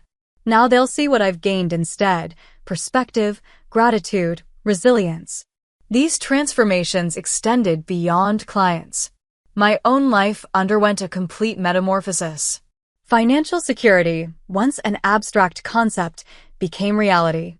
I purchased a condominium in Cambridge, a sunny top-floor space with large windows perfect for my painting studio. I built an investment portfolio with the guidance of a financial advisor. I even began funding a scholarship for art students interested in therapeutic applications of tattoo work. My personal life bloomed alongside professional success. I developed deep friendships with fellow artists and entrepreneurs who understood the challenges of building something from nothing. I dated occasionally, though the demands of growing a business left limited time for serious relationships. My chosen family expanded to include people who supported my authentic self. Diego, once just a colleague, became my closest friend and eventual business partner, bringing his expertise in traditional Japanese tattooing to complement my style. Tara visited regularly from New York, cheering each milestone. Jasmine remained a mentor, now more like an older sister than teacher. Therapy helped me process the family estrangement and establish healthier patterns. I learned to recognize how my upbringing had shaped certain perfectionist tendencies and fears of inadequacy. I worked through the grief of losing family connections while celebrating the freedom to define success on my own terms. Contact with my biological family dwindled to occasional lunches with mom at restaurants far from both the family home and my studio. These meetings held a bittersweet quality, her genuine interest in my life tempered by her unwillingness to challenge Dad's decisions. "He asks about you sometimes," she mentioned during one such lunch. "In his own way, I think he misses you. But not enough to call me himself," I noted without bitterness, simply stating fact. "You know your father. Pride is his greatest strength and greatest weakness." From these careful conversations, I gleaned fragments of information about the family business. Sales had plateaued, then declined slightly. Andrew had implemented aggressive expansion plans despite Dad's more conservative instincts. They'd opened new showrooms in markets that weren't performing as projected. I felt occasional pangs of concern for the family legacy, quickly replaced by the reminder that I'd been deemed irrelevant to that legacy. My energy belonged to building my own. Life settled into a new normal, busy, fulfilling, occasionally exhausting, but authentically mine. The pain of family rejection faded from acute to chronic, a background ache that flared occasionally but no longer dominated my emotional landscape. Then came the phone call that would upend everything again. The number appeared as unknown caller on a Tuesday afternoon between client appointments. I nearly let it go to voicemail, but some instinct prompted me to answer. Audrey Maxwell. I still used my family name professionally, a small connection I'd maintained despite everything. A moment of silence, then, "Audrey, it's your father." His voice, so familiar yet strange after 3 years of absence, sent a jolt through me. I stepped into my private office, closing the door. "Dad? Is everything okay? Is Mom?" "Your mother's fine," he interrupted. "Everyone's fine." "Well, not everything is fine, actually. That's why I'm calling." The awkwardness in his tone surprised me. Harold Maxwell, always commanding and certain, sounded hesitant, almost uncomfortable. "I wouldn't bother you, but the situation is complicated. The business is facing some challenges. Significant challenges." My grip tightened on the phone. Whatever I'd expected from this call after years of silence, it wasn't this. "What kind of challenges?" Dad sighed heavily. "Financial ones. The new showrooms Andrew pushed for haven't performed. The Chicago location is hemorrhaging money. And some investments he made, well, they didn't pan out." I sat down, processing this information. The mighty Maxwell Fine Furniture, the business my father had deemed too prestigious for someone with my filthy career, was in trouble. "I'm sorry to hear that," I said neutrally. "But I'm not sure why you're telling me this after 3 years of no contact." Another silence stretched between us. When he spoke again, his voice had dropped almost to a whisper. "We need capital. Quickly. The bank has called in some loans, and we're facing a cash flow crisis that could force us into bankruptcy within 60 days. And Andrew can't solve this problem?" I couldn't keep the edge from my voice. Andrew's decisions created this problem, Dad admitted, an acknowledgement that must have cost him dearly. He took risks I advised against, made commitments based on overly optimistic projections. And now you need money, I finished for him. Yes, the word seemed physically painful for him to pronounce. $230,000 would bridge the gap until the seasonal orders come through in fall. We'd pay it back with interest, of course. The amount stunned me. While my business was successful, that figure represented most of my personal savings and investment portfolio. That's a significant amount, Dad. I know. His voice strengthened slightly. Your mother mentioned your business is doing well. She showed me an article about your work in some magazine. No acknowledgement of my success. No congratulations. Just the implicit suggestion that since I had money, I should give it to them. I'll need to think about this, I said carefully. And I'd want to understand exactly what's happening with the business before making any decision. Dad's relief at not being immediately rejected gave way to defensiveness. We don't need you examining our books or questioning Andrew's leadership. We just need a short-term loan to weather the situation. The old familiar pattern. Dad dictating terms, expecting compliance without transparency. Some things hadn't changed. Those would be my conditions, I stated firmly. Complete financial transparency and involvement in the recovery plan. Otherwise, I'd be better off investing my money elsewhere. This is your family legacy at stake, he reminded me sharply. A legacy I was told I had no part in, I countered. Remember the birthday dinner, Dad? When you called my career filthy and cut me out of the will. When you said I'd made myself irrelevant to the Maxwell legacy. Silence again. I could almost see him struggling between pride and necessity. Things were said in anger. He finally offered, not quite an apology. Yes, they were. And now you're asking me for nearly $250,000 without even acknowledging that history. Diego knocked gently on my office door, signaling my next client had arrived. I need to get back to work, I said. I'll consider your request. But I'll need to meet with you, Mom, and Andrew in person, review the financial situation, and understand exactly what happened and what the plan is moving forward. That's non-negotiable. More silence, then. Fine. When can you come to the office? I don't think your office is the right setting. Let's meet on neutral ground. There's a conference room at my financial advisor's office we can use. After setting a time for later that week, I ended the call and sat motionless, trying to process what had just happened. 3 years of silence broken not by apology or reconciliation, but by a financial request. That evening, I called an emergency meeting with my closest confidants, Diego, Tara, via video chat, and my financial advisor, Karen Lewis. Over takeout in my living room, I laid out the situation.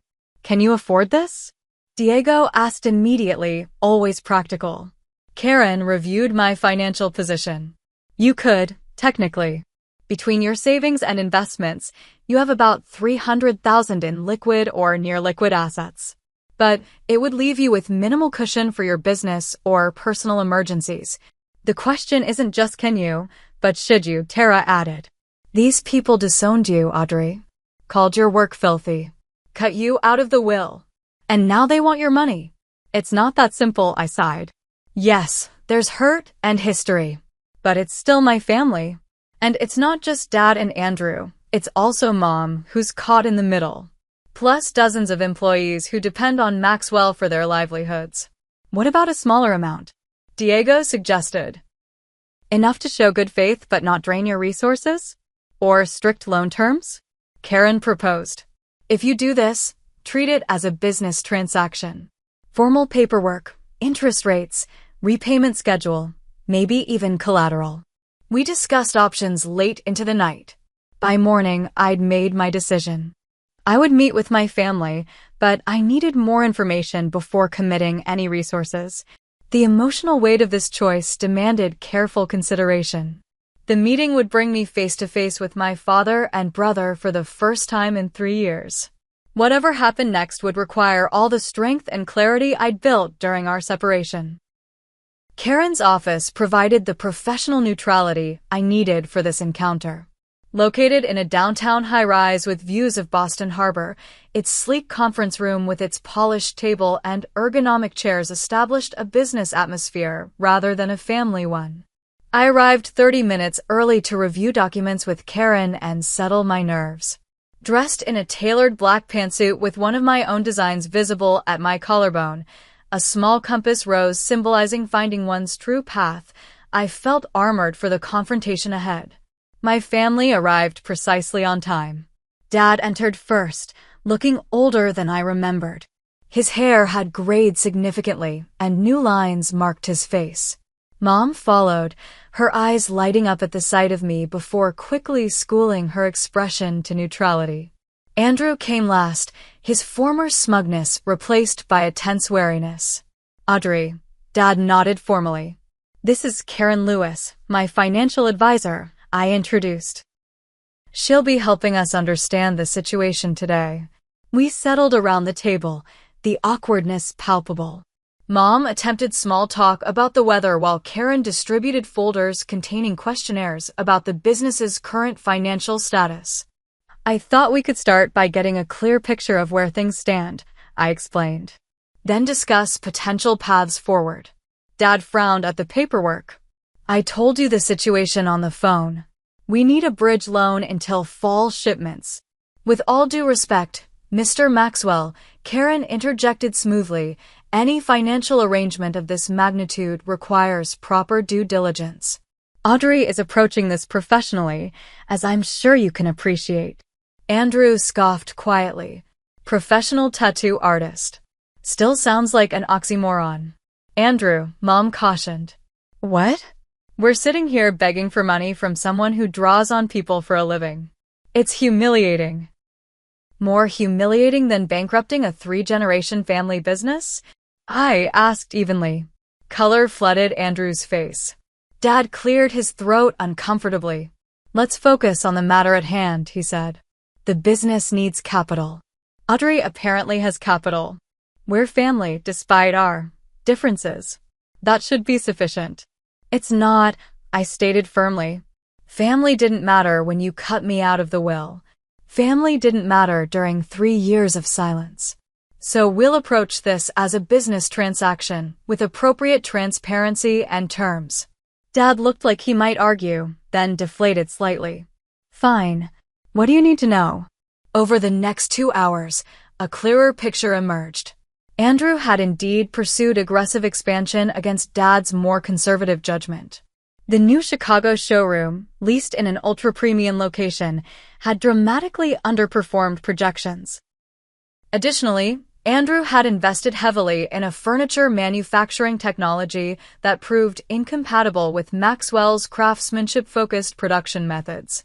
Most critically, he'd secured these ventures with cross-collateralized loans that now put the entire company at risk. The cash flow crisis wasn't just about the new ventures failing, it threatened the stable, profitable core business.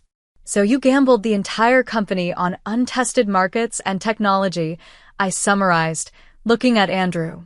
"Without adequate contingency planning. I took calculated risks to modernize an increasingly outdated business model," he countered defensively. "The market is changing. Maxwell needs to change with it.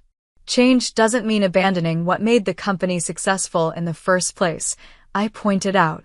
"The Maxwell reputation is built on craftsmanship and quality, not cutting-edge technology or trendy locations." "What would you know about it?" Andrew snapped. "You haven't been involved in years." "Because I wasn't allowed to be," I reminded him calmly. "But I do know something about building a successful business from nothing, about balancing growth with sustainability, about staying true to core values while evolving." An uncomfortable silence settled over the room. Mom looked between us anxiously. Dad stared at the financial projections with a grim expression. Andrew tapped his pen against the table in agitation. "So will you help or not?" Dad finally asked, his voice uncharacteristically subdued. I took a deep breath, centering myself for what came next. "Before I answer that, I need to say something." I straightened in my chair, meeting each family member's eyes in turn. 3 years ago, you told me I had disappointed the family. that my career choice was filthy, that I had made myself irrelevant to the Maxwell legacy. Dad shifted uncomfortably but didn't interrupt. Those words hurt deeply. But they also freed me to build something authentic to who I am. I've created a business that's not just financially successful but meaningful. My work helps people heal, celebrate, commemorate. There's nothing filthy or shameful about that. We understand you've done well, Mom interjected gently. We're proud of. Are you? I challenged. Because this is the first time anyone has expressed that sentiment. Dad called because you need money, not because you've had a change of heart about my career. Andrew rolled his eyes. Is this really necessary? The emotional processing? Yes, I said firmly. Because if I'm going to invest in saving the family business, I need to know where we stand. I won't be the dirty little secret you take money from while maintaining public disdain for my work. Dad cleared his throat. What exactly are you asking for, Audrey? Acknowledgement. Respect. Not necessarily approval, but recognition that my path has value, even if it's not the one you would have chosen for me. And if we provide this recognition? Dad asked cautiously. Then yes, I'll help. But with conditions. I nodded to Karen, who distributed a second set of documents. I'm prepared to provide $150,000 as an investment, not a loan. In exchange, I would receive a 15% ownership stake in Maxwell Fine Furniture and a position on the board of directors. Andrew nearly jumped from his chair. That's outrageous. You can't just waltz back in and demand ownership after abandoning the business. I didn't abandon anything. I was forced out, I corrected. And I'm not demanding. I'm offering terms for an investment that could save the company. The alternative is bankruptcy, which would leave everyone with nothing. 15% is steep, Dad said, studying the proposal. It's actually below market rate for the risk level, Karen noted professionally. A venture capitalist would likely demand 30% or more in this situation, with far more restrictive oversight provisions. Dad's expression suggested he recognized the truth in this statement. After decades in business, he understood negotiation and fair value. I would attend quarterly board meetings and have input on major decisions, I continued. But I wouldn't be involved in day-to-day operations. My focus remains on my own business. And the remaining $80,000 we need? Dad asked. I can provide that as a conventional loan with reasonable interest and a 2-year repayment period. Karen has outlined the proposed terms. Mom looked between Dad and me anxiously. Andrew fumed silently. The weight of the decision hung in the air between us. Dad stared at the documents for what felt like eternity. I could almost see the internal struggle, his pride warring with practical necessity, old resentments battling with reluctant respect for the businesswoman I'd become. Finally, he looked up. You've built something impressive, Audrey. Your studio. Your reputation. I don't pretend to understand or approve of tattoos, but... He paused, the words clearly difficult. I can acknowledge that you've succeeded on your own terms. It wasn't quite an apology, but from Harold Maxwell, it was significant. I'll need to review these terms in detail with our lawyers, he continued, tapping the proposal. But in principle, I believe we can work with this framework. Andrew started to protest, but Dad silenced him with a look. The alternative is bankruptcy, Andrew. Your sister is offering us a lifeline with more favorable terms than we'd get anywhere else. Whatever our personal feelings, this is the right business decision.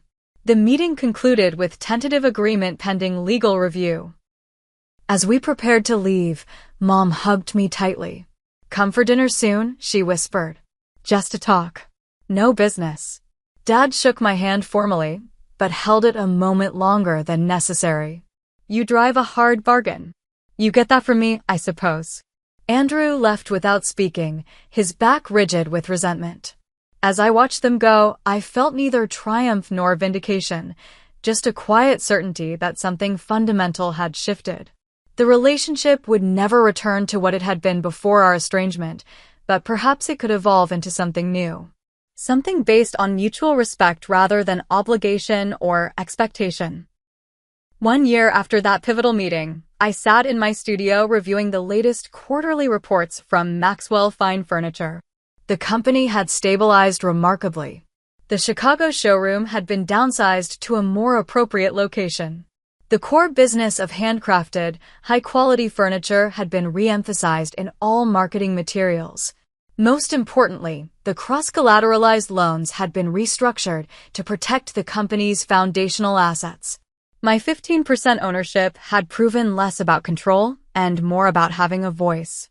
At quarterly board meetings, I offered perspective from outside the family bubble, sometimes challenging traditional thinking, sometimes supporting it, always focused on balancing tradition with innovation.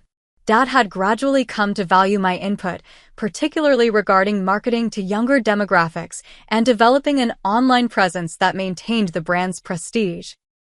Though he'd never be comfortable with tattoo culture, he'd stopped using the word filthy to describe my profession. Andrew's adjustment proved more challenging. Initially resentful of my involvement, he maintained a cool, professional distance during meetings. Over time, as the business recovered under the modified strategy, his hostility thawed slightly. We weren't friends or even friendly siblings, but we'd reached a détente based on mutual interest in the company's success. My relationship with Mom blossomed most significantly. Our monthly dinners became weekly.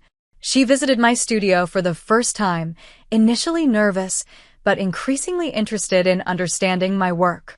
She even introduced me to her friends without apology or explanation, simply as my daughter Audrey, the artist. Inked Narratives continued thriving alongside my involvement with Maxwell.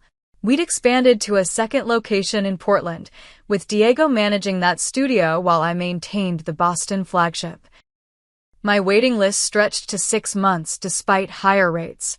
A documentary filmmaker had approached me about featuring my transformative work with trauma survivors in an upcoming project. My personal life found balance too. I'd been dating James, an architect with his own firm, for 8 months. He appreciated both my artistic side and my business acumen, understanding the demanding schedule of an entrepreneur because he lived it himself. Life wasn't perfect. Family gatherings still held moments of tension. Dad occasionally made tone-deaf comments about my unusual career. Andrew could be dismissive during disagreements at board meetings. But compared to the complete estrangement of 3 years, the current reality felt like remarkable progress. The greatest change wasn't in my family but in me. I no longer sought approval or validation from outside sources. My worth wasn't determined by inclusion in a will or acceptance of my career choices. I'd built success, meaning, and community on my own terms. The irony wasn't lost on me. Being cut out of the family fortune had forced me to create my own. Being labeled irrelevant to the family legacy had freed me to establish a personal legacy that eventually helped save the very business that had rejected me. Life's strange symmetry continued to surprise me. The skills that made me a successful tattoo artist, listening deeply to clients, translating complex emotions into visual language, creating beauty from pain, translated unexpectedly well to helping navigate family business dynamics. As I closed the quarterly report and prepared for my afternoon client, I reflected on the journey. From business school dropout to successful studio owner. From disinherited daughter to board member. From seeking external validation to finding internal strength. The path hadn't been straight or easy, but it had been authentically mine. And that made all the difference. If you've ever had to stand your ground against family expectations or found yourself succeeding in ways your loved ones couldn't understand, I'd love to hear your story in the comments. Has anyone else experienced the irony of being rejected only to become the solution later? Don't forget to like this video and subscribe to my channel if you want more stories about finding your own path even when others don't approve. Remember, sometimes being cut out of someone else's plan is the beginning of discovering your own. Thank you for listening, and I wish you the courage to follow your authentic path, wherever it leads. My name is Cassandra Reynolds, though everyone calls me Cassie. I'm 30 years old now, and I've learned that sometimes the people who should love you the most are the ones who hurt you deepest. I built a good life after my own father chose to believe my stepsister's lies and kicked me out of our home without a chance to explain. The look in his eyes that night haunts me still. Little did I know that years later, he would be the one standing at my door, begging for forgiveness. Before I tell you how my own father chose my stepsister's lies over our 25 years of trust, drop a comment letting me know where you're watching from and subscribe if family betrayal stories help you feel less alone in your struggles. I grew up in a modest two-story house in Connecticut with my dad, Robert Reynolds. My mother, Grace, passed away from cancer when I was 8 years old. Her absence left a gaping hole in our lives, but my father did everything he could to fill it. He became both mom and dad to me, learning to braid my hair for school pictures, baking cupcakes for class parties, and sitting through countless tea parties with my stuffed animals. We developed our own special traditions: Sunday morning pancakes, summer camping trips in Vermont, and watching old movies together every Friday night. "It's just you and me against the world, Cassie Bear," he'd tell me, using the nickname only he was allowed to use. For 8 years after my mom died, it was just the two of us.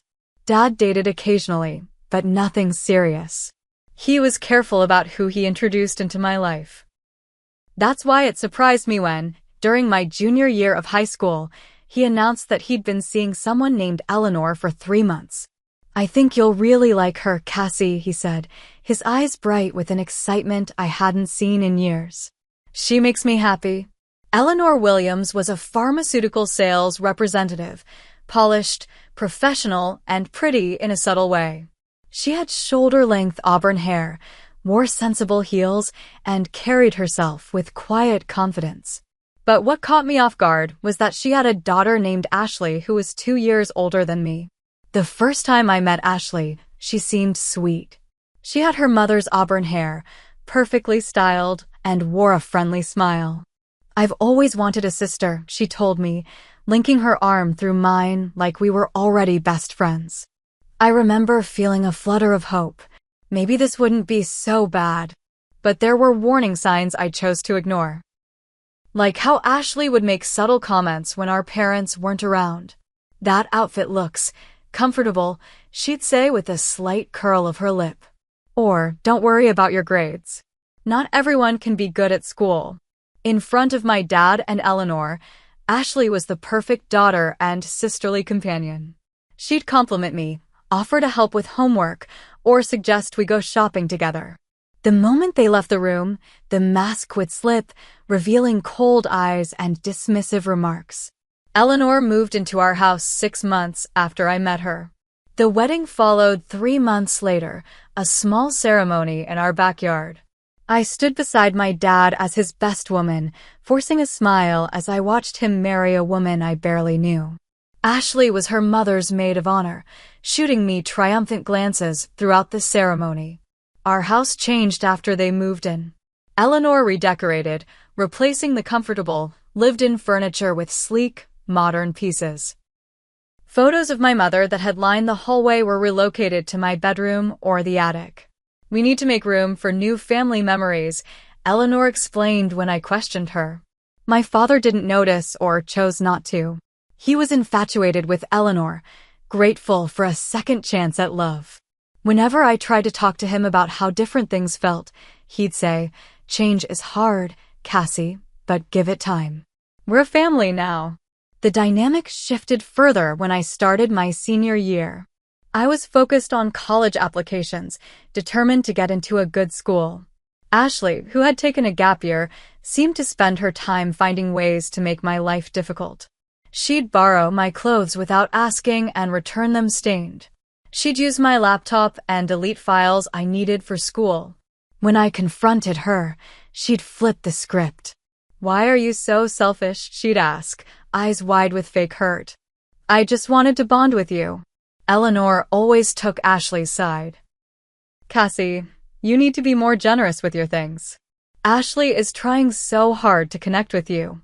My father would intervene occasionally, but his defenses grew weaker. Both of you need to try harder, he'd say, unwilling to acknowledge that the effort was one-sided. I found refuge in my studies and my small circle of friends, particularly Gabriela Martinez, Ella for short, who had been my best friend since 3rd grade. Ella saw through Ashley's act immediately. That girl is bad news, she told me after witnessing one of Ashley's performances. She's playing the long game, Cassie. When I got accepted to the University of Pennsylvania, I was thrilled to have a legitimate reason to put some distance between myself and the increasingly tense home environment. The summer before college was particularly strained. Ashley seemed irritated that I had gotten into an Ivy League school while she was still finding herself. The night before I left for college, my dad and I had dinner at our old favorite diner, just the two of us, like old times. "I'm proud of you, Cassie Bear," he said, his eyes crinkling at the corners the way they always did when he smiled. "Your mom would be too." "I miss how things used to be," I admitted. His face softened. "I know it's been an adjustment. But Eleanor and Ashley are family now. You'll see, it'll get easier with time." I wanted to believe him. College was liberating. I thrived academically, made new friends, and only went home for major holidays and part of summer break. Each time I returned, I noticed subtle changes. My father called less frequently. Family conversations revolved around Ashley's latest adventures or Eleanor's work accomplishments. The space for my experiences seemed to shrink. During my junior year of college, Ashley announced she was finally going to attend university, the local community college. Eleanor and my dad made a bigger celebration of this than they had for my Ivy League acceptance. I swallowed my hurt and congratulated her.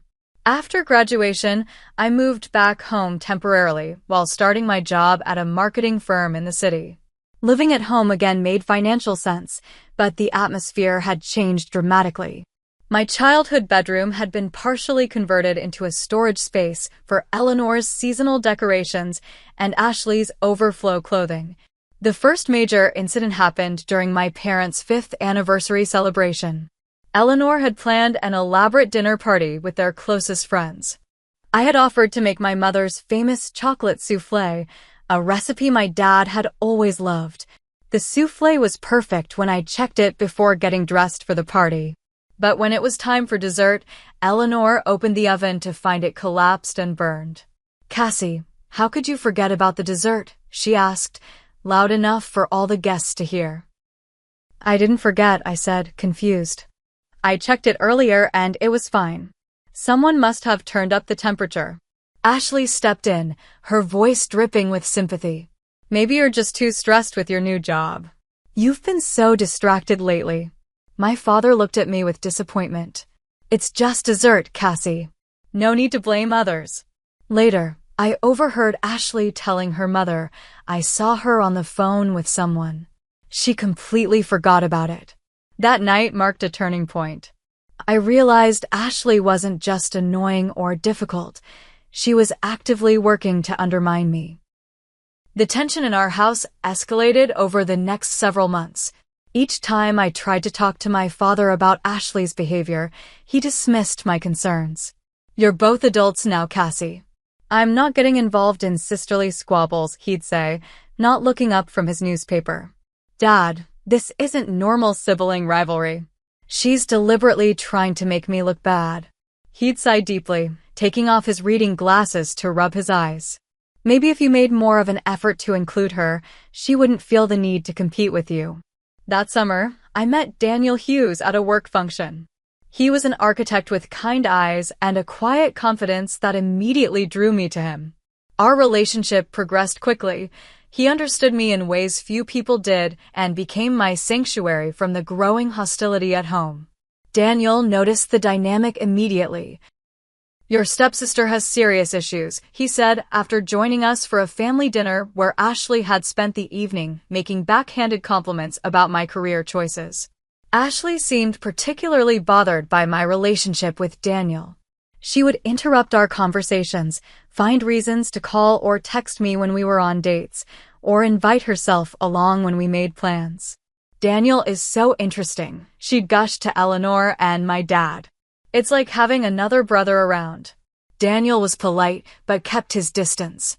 She gives me the creeps, he confided. The way she watches you when you're not looking. The incidents began to pile up. My grandmother's antique crystal vase, one of the few mementos I had from my mother's side of the family, was found shattered on the floor. Ashley claimed she saw my bag knock it over when I rushed past it that morning. I knew I hadn't been anywhere near the vase. Another time, I had prepared important client presentations and left them on my desk. The next morning, they were gone.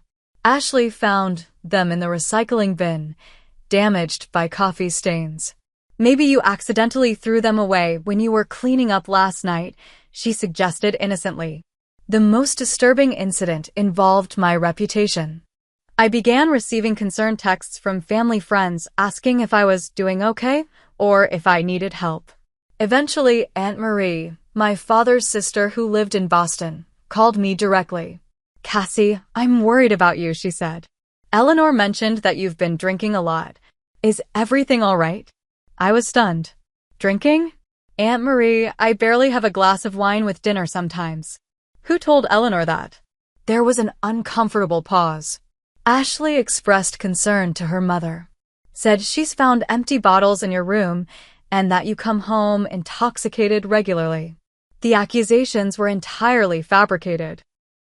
I rarely drank, especially not at home where I felt the need to stay sharp around Ashley. When I confronted her, she feigned confusion. "I'm just worried about you," she said, her eyes wide with mock concern. "The way you stumble around some nights, slurring your words. I thought Dad and Mom should know." My father, when I tried to clear my name, looked at me with a mixture of disappointment and concern. "If you have a problem, Cassie, we can get you help." But denying it only makes things worse. "Dad, I don't have a drinking problem. Ashley is lying to you." He shook his head slowly. Why would she make something like that up? The question hung in the air between us. Why indeed? I couldn't articulate the malice I felt from Ashley without sounding paranoid. Ella became my sanity check during this time. She had witnessed enough of Ashley's behavior to confirm I wasn't imagining things. "She's gaslighting you and your family," Ella said during one of our coffee meetups. "It's like she wants to erase you from your own home. Even my relationship with Daniel wasn't safe from Ashley's manipulation." She began texting him about concerns she had for me, creating scenarios where they would run into each other without me present, and making comments to my father about how close they were becoming. Daniel showed me the messages, uncomfortable with her behavior. "She asked me to meet her for coffee to talk about you." I said no, obviously. The home I had grown up in no longer felt safe. I began spending more time at Ella's apartment or with Daniel, avoiding family dinners and activities whenever possible. Eleanor's coldness toward me intensified, treating me more like an unwelcome houseguest than family. One evening, I came home early from work and overheard Ashley and Eleanor talking in the kitchen. "I just don't understand why she needs to live here still," Ashley was saying. "She makes everything so tense." "Robert is still attached to her," Eleanor replied. "But I agree, she's not making any effort to be part of this family. It's like she resents us for existing. Sometimes I think everything would be better if she just left," Ashley said, her voice dropping to a whisper. I backed away silently, my heart pounding. They wanted me gone, and they were working together to make it happen. That night, I cried in my room, feeling like a stranger in my own home. The anxiety that had been building for months crystallized into a constant knot in my stomach. Ashley grew bolder as she realized her mother would always take her side. She would accidentally delete messages from my dad to me, hide mail addressed to me, and create constant friction in the house that always somehow became my fault. I began looking at apartments, knowing I needed to leave but struggling with the financial reality of rent in our expensive area. My job was going well, but entry-level marketing positions didn't pay enough for comfortable living in the city. Then came a promotion that changed everything. After landing a major client, I was promoted to junior account manager with a significant salary increase. For the first time, moving out seemed possible. I began apartment hunting in earnest, excited to regain some peace and independence. Ashley must have sensed that her target was about to escape. That's when she made her most devastating move. The evening started normally enough. I came home from work to find Eleanor preparing a nicer dinner than usual. "We're celebrating tonight," she announced when I asked about the occasion. My father arrived home with a bottle of champagne. "Ashley got an internship at the mayor's office," he explained, giving his stepdaughter a side hug. "We're so proud of her." I offered my congratulations, genuinely happy that Ashley might have something to focus on besides making my life miserable. We sat down to dinner, and for once, the conversation flowed without tension. Ashley was animated, talking about the projects she'd be working on. My father and Eleanor beamed at her with pride. After dessert, as we were clearing the table, Eleanor stopped suddenly. "That's strange," she said, frowning. "Has anyone seen my sapphire earrings? I could have sworn I left them in my jewelry box this morning." Ashley looked concerned. "The ones Dad gave you for your anniversary?" Eleanor nodded, growing visibly upset. "They're very valuable, both financially and sentimentally." "I'm sure they'll turn up," my father said, but he looked worried too. The next morning, Eleanor's distress had escalated. "It's not just the earrings," she told my father as I was having breakfast. "My tennis bracelet is missing too, and the pearl necklace from my grandmother." My father's face darkened. "I'll check our homeowner's insurance, see what's covered." He paused, then added, "I should check the safe too, make sure everything's secure there." 20 minutes later, I heard him calling for Eleanor, his voice tight with alarm. "There's $2,000 missing from the safe," he said when we all gathered in his home office. The safe door stood open, its contents visibly disturbed. "Who would take these things?" Eleanor asked, her voice trembling. "We haven't had any workers in the house, no strangers." The three of them exchanged glances, and I felt a chill run down my spine. They weren't looking at each other, they were looking at me. "I didn't take anything," I said immediately, my heart beginning to race. "I don't even know the combination to the safe." My father's face was unreadable. "Let's not jump to conclusions. The money and jewelry have to be somewhere." Ashley, who had been uncharacteristically quiet, suddenly spoke up. "I hate to say this, but should we check Cassie's room? Just to rule it out." "What?" I gasped. "You can't be serious." "It's not that we think you did it," she said quickly, though her eyes told a different story. "But if we check everyone's rooms, we can eliminate possibilities." "That makes sense," Eleanor agreed. "We should check all the rooms, starting with common areas." What followed was a methodical search of the house, with Eleanor leading the way. They checked the living room, kitchen, and bathrooms first, then moved on to bedrooms. Eleanor and my father's room was searched, then Ashley's, with nothing found. When they reached my room, I stood in the doorway, arms crossed protectively across my chest. "This is insulting," I said. "I would never steal from you." "Just let us look," Cassie, my father said, his voice tired. "If there's nothing to find, then you have nothing to worry about." I stepped aside, watching as they began looking through my closet, dresser drawers, and under the bed. My hands were shaking with anger and humiliation. Then came Ashley's triumphant cry from the back of my closet. "Oh my God," she said, emerging with a small velvet pouch. "Look what I found." She emptied the contents onto my bed, Eleanor's sapphire earrings, the tennis bracelet, and the pearl necklace. "That's not possible," I whispered, staring at the jewelry in shock. "I didn't put those there. Someone planted them." Eleanor was looking at me with disgust. "My jewelry? In your closet." "Check under her mattress," Ashley suggested, her eyes gleaming. "That's where people usually hide cash." My father, his movements mechanical now, lifted my mattress. Sure enough, an envelope with exactly $2,000 was there. "Dad," I said, my voice breaking. "You know me. You know I wouldn't do this." "Then explain how these items got into your room," he demanded, his voice cold in a way I'd never heard before. Ashley put them there, I said, the truth suddenly crystal clear. She's been trying to get rid of me for years. This is her endgame. Ashley's face crumpled into a perfect mask of hurt. How can you say that? I've only ever tried to be your sister. Robert, Eleanor said sharply. I think we need to have a serious conversation about Cassie's behavior. The lying, the stealing, it's escalated too far. My father looked at the evidence on my bed, then at me, his expression hardening.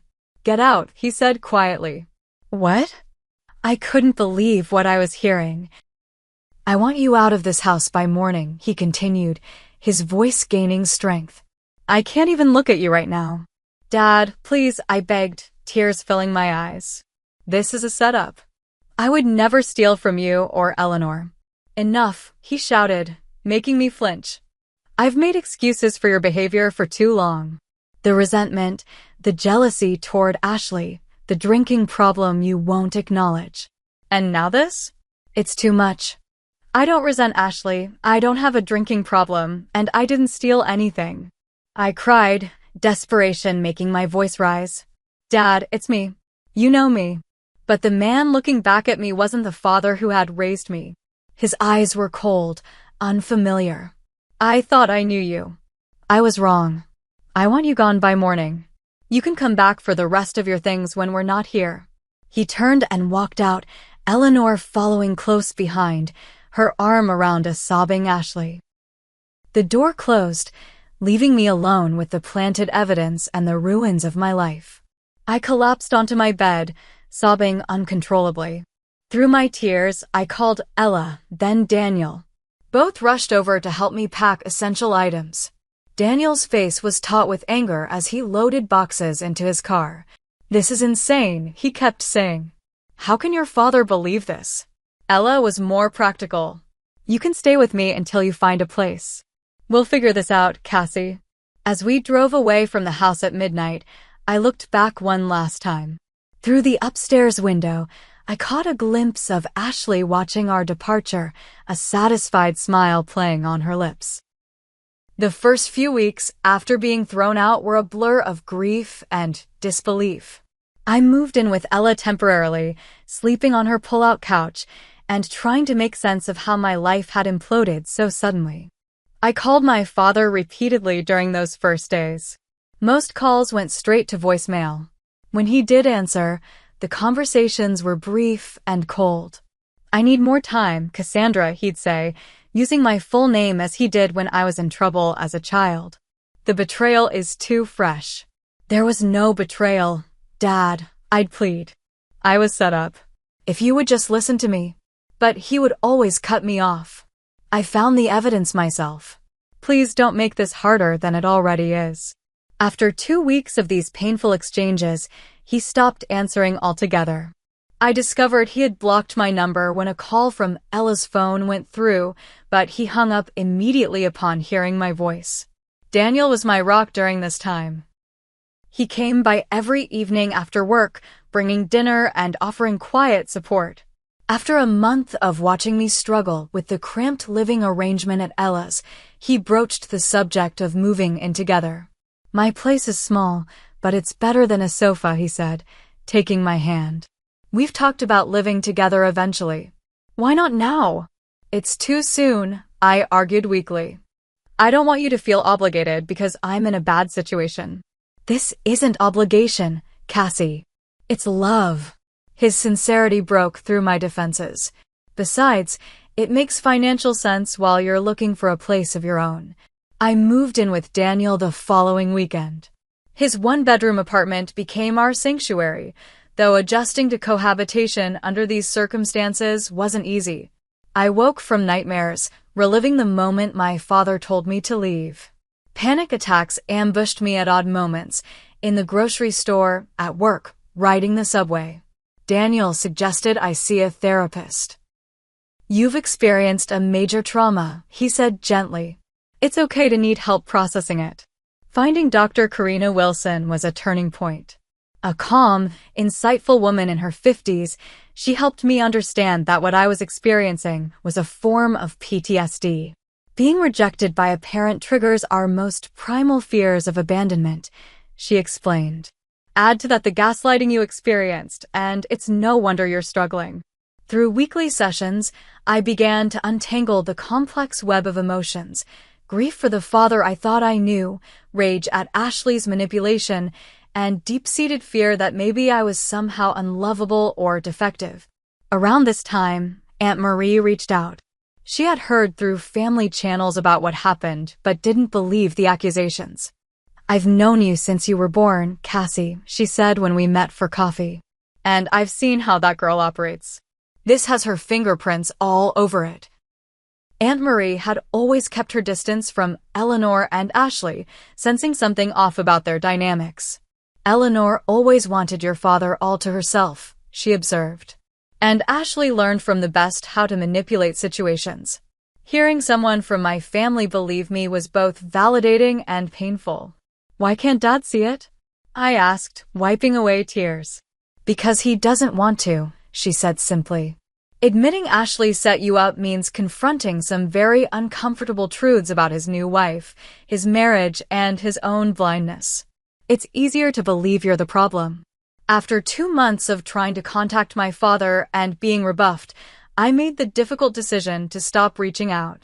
Dr. Wilson helped me see that continuing to seek his validation was keeping me stuck in a cycle of rejection and pain. "Focus on what you can control," she advised. "Your career, your relationship with Daniel, building new traditions and connections." Taking her advice, I threw myself into work. My boss, impressed with my dedication despite my personal troubles, gave me more responsibility. I started managing larger accounts and developing campaigns that drew industry attention. The holidays were particularly difficult. Thanksgiving, which I'd always spent with my father, arrived just 3 months after I'd been kicked out. Daniel and I joined Ella and her family instead. They welcomed me warmly, but watching Ella's father carve the turkey with such pride made my heart ache for what I'd lost. "We need our own traditions," Daniel suggested as Christmas approached. Instead of trying to recreate childhood memories, we started fresh, volunteering at a homeless shelter on Christmas Eve, making homemade pasta for Christmas dinner, and watching terrible action movies instead of holiday classics. Slowly, I began building what Dr. Wilson called my chosen family, people who loved and supported me unconditionally. Besides Daniel and Ella, there was Aunt Marie, my coworker Jasmine, who became a close friend, and Daniel's brother Alex and his wife Sophia, who treated me like a sister from day one. By the time spring arrived, I had received a significant promotion at work. The salary increase meant I could finally contribute equally to our household expenses, which helped my sense of independence. Daniel and I had weathered some difficult storms in our relationship. My trust issues and occasional emotional withdrawal tested his patience, but we emerged stronger. "I'm proud of you," he told me one evening as we celebrated my promotion with a home-cooked dinner. "You've been through hell, but you're still standing." A year after being thrown out, I was offered an opportunity to transfer to our company's Boston office. The position came with another promotion and the chance to help build a new team from the ground up. "You should take it," Daniel said when I showed him the offer letter. "It's an amazing opportunity. But what about us?" I asked, afraid of losing the one stable thing in my life. "I don't want a long-distance relationship." He smiled, taking my hand. "Who said anything about long distance? My firm has an office in Boston too. I've already talked to them about transferring." The move to Boston felt like a clean break from my past. We found a beautiful apartment in Cambridge, close enough to visit Aunt Marie regularly. Being physically removed from the possibility of running into my father or Ashley in our hometown provided unexpected relief. I stopped looking back, focusing instead on building a life I was proud of. The panic attacks became less frequent, the nightmares rare. I still saw a therapist, now focused less on trauma and more on growth. I was healing. Then, 3 years after being kicked out, Aunt Marie called with news that would shake the foundation of my carefully reconstructed life. "Cassie," she said, her voice unusually serious. "There have been some developments with Ashley that you should know about." "What kind of developments?" I asked, tension immediately coiling in my stomach. I was sitting in our Boston apartment, looking out at the Charles River. Daniel was at work, and I had the day off. "Ashley has been caught stealing from your father's business," Aunt Marie said. "Apparently, it's not the first time." I gripped the phone tighter. "What happened?" "She's been working as an office manager for his construction company for the past year. There were discrepancies in the accounts, vendors claiming they hadn't been paid when the books showed payments went out. Your father hired an outside accountant who traced the missing funds to Ashley. The revelation shouldn't have surprised me, yet it did." "How much did she take?" "Over $50,000, from what I understand." "But Cassie, that's not all." When confronted, Ashley had a complete meltdown. Started screaming about how everyone always loved you more, how she was just trying to even the score. My heart was pounding. Did she confess to setting me up? Not explicitly, not yet. But things are unraveling quickly. Eleanor found something in their attic last week, Ashley's old journal. She was looking for Christmas decorations and came across a box of Ashley's things from when they first moved in with you and Robert. "And?" I prompted when Aunt Marie paused. "The journal detailed her plans to get rid of you." Eleanor was horrified. She confronted Ashley, who denied everything at first.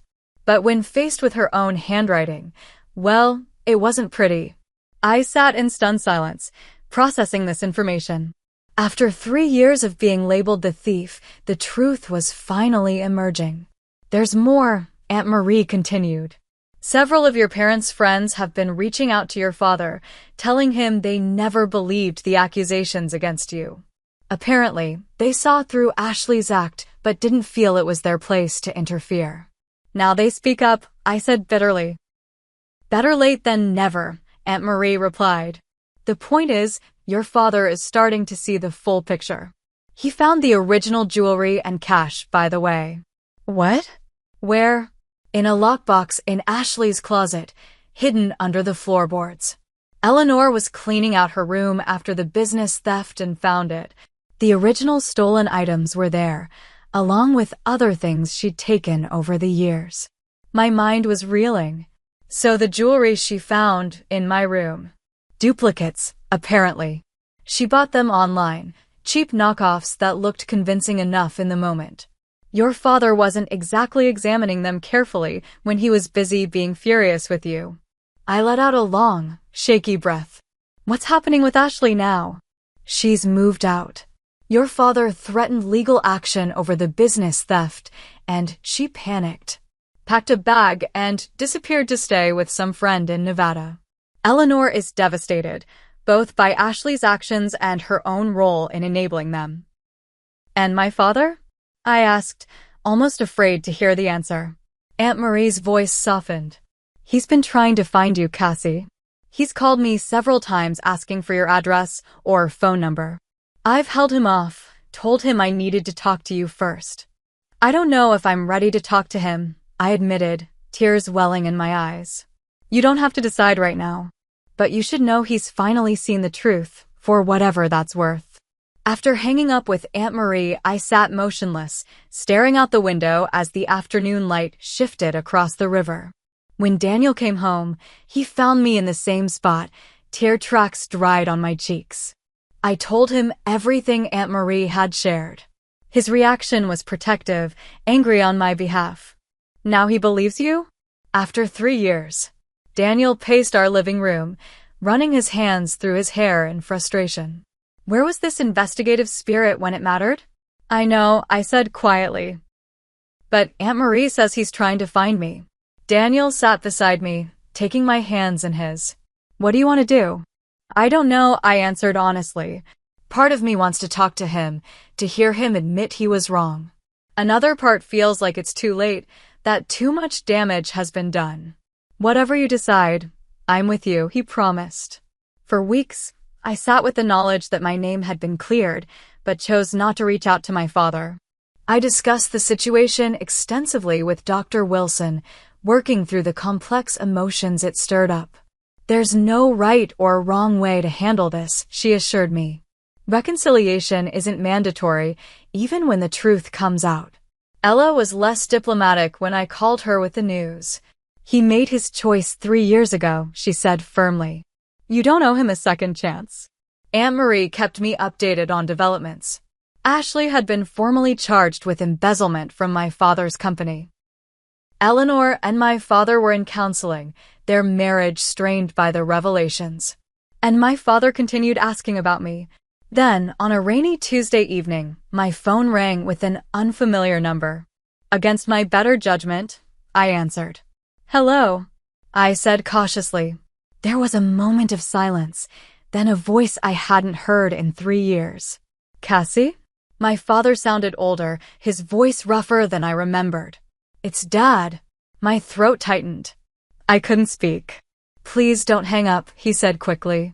I know I don't deserve even a minute of your time, but please, just listen. I remained silent, but I didn't end the call. I was wrong, he continued, his voice breaking. So terribly wrong. What I did to you, there's no excuse. I believed lies over my own daughter.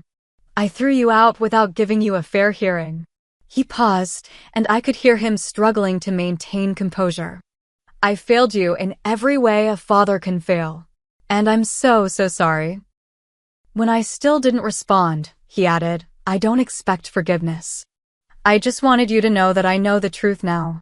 And I'm more sorry than I can ever express. Finally, I found my voice.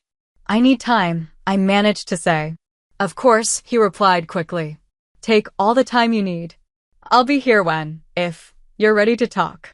After hanging up, I broke down, sobbing in Daniel's arms.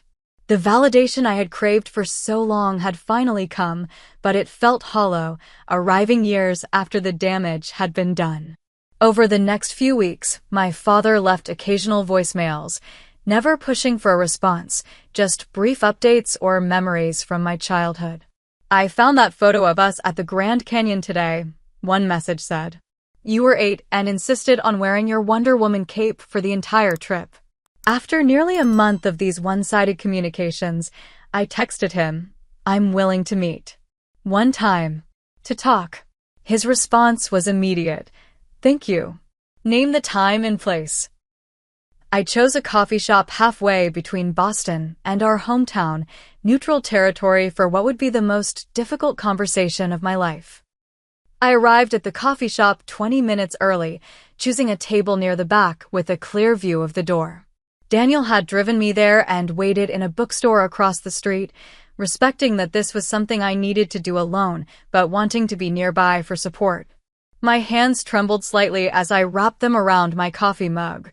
I had prepared extensively for this meeting, rehearsing what I wanted to say with Dr. Wilson, setting firm boundaries for myself. Still, nothing could fully prepare me for seeing my father after 3 years of estrangement. When he walked through the door, the sight of him sent a physical shock through my system. He had aged dramatically, his hair now mostly gray, deep lines etched around his eyes and mouth, his shoulders slightly stooped.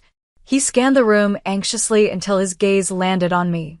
The naked emotion that crossed his face made my chest tighten. He approached slowly, as if afraid I might flee. Cassie, he said, his voice thick. Thank you for coming. I nodded stiffly, gesturing to the chair across from me.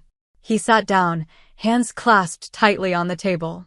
You look well, he said after an awkward pause.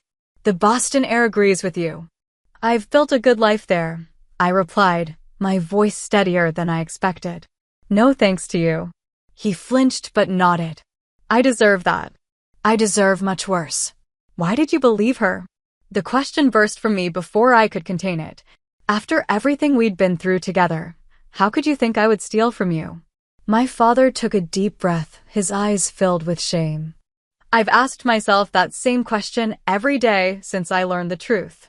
The only answer I can give you is that I was manipulated by both Ashley and Eleanor from the beginning, in ways I didn't recognize until it was too late. That's not good enough, I said, anger rising. You're a grown man. You were my father, the one person who was supposed to always have my back. You're right, he agreed, running a hand over his face. It's not good enough. Nothing I can say will be. He paused, gathering his thoughts. Ashley worked on me for years, planting small seeds of doubt about you. Eleanor reinforced those doubts. The drinking accusations, the supposed jealousy, the resentment, they built this alternate version of you in my mind. By the time the theft happened, I was primed to believe the worst. But you raised me, I insisted, tears threatening. You knew me. I thought I did, he said softly. But somewhere along the way, I lost sight of who you really were. I chose the easier path, believing that my stepdaughter was innocent and that you were troubled. It was simpler than facing the possibility that I had brought people into our home who would deliberately harm you. I wiped away a tear that had escaped despite my resolve to remain composed. Do you know what it's like to be thrown away by your own parent? To be told to leave the only home you've ever known? To have your character assassinated and your integrity questioned? No, he admitted, his own eyes wet. I can't imagine that pain. And knowing I caused it is something I'll have to live with for the rest of my life.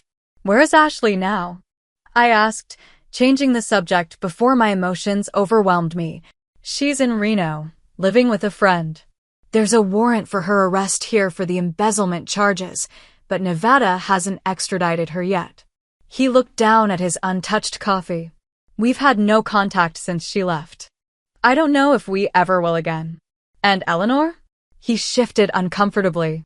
We're separated. Have been for 4 months now. She moved out after finding Ashley's journal and the stolen items. She says she didn't know about the plot against you, but she admits she enabled Ashley's behavior for years.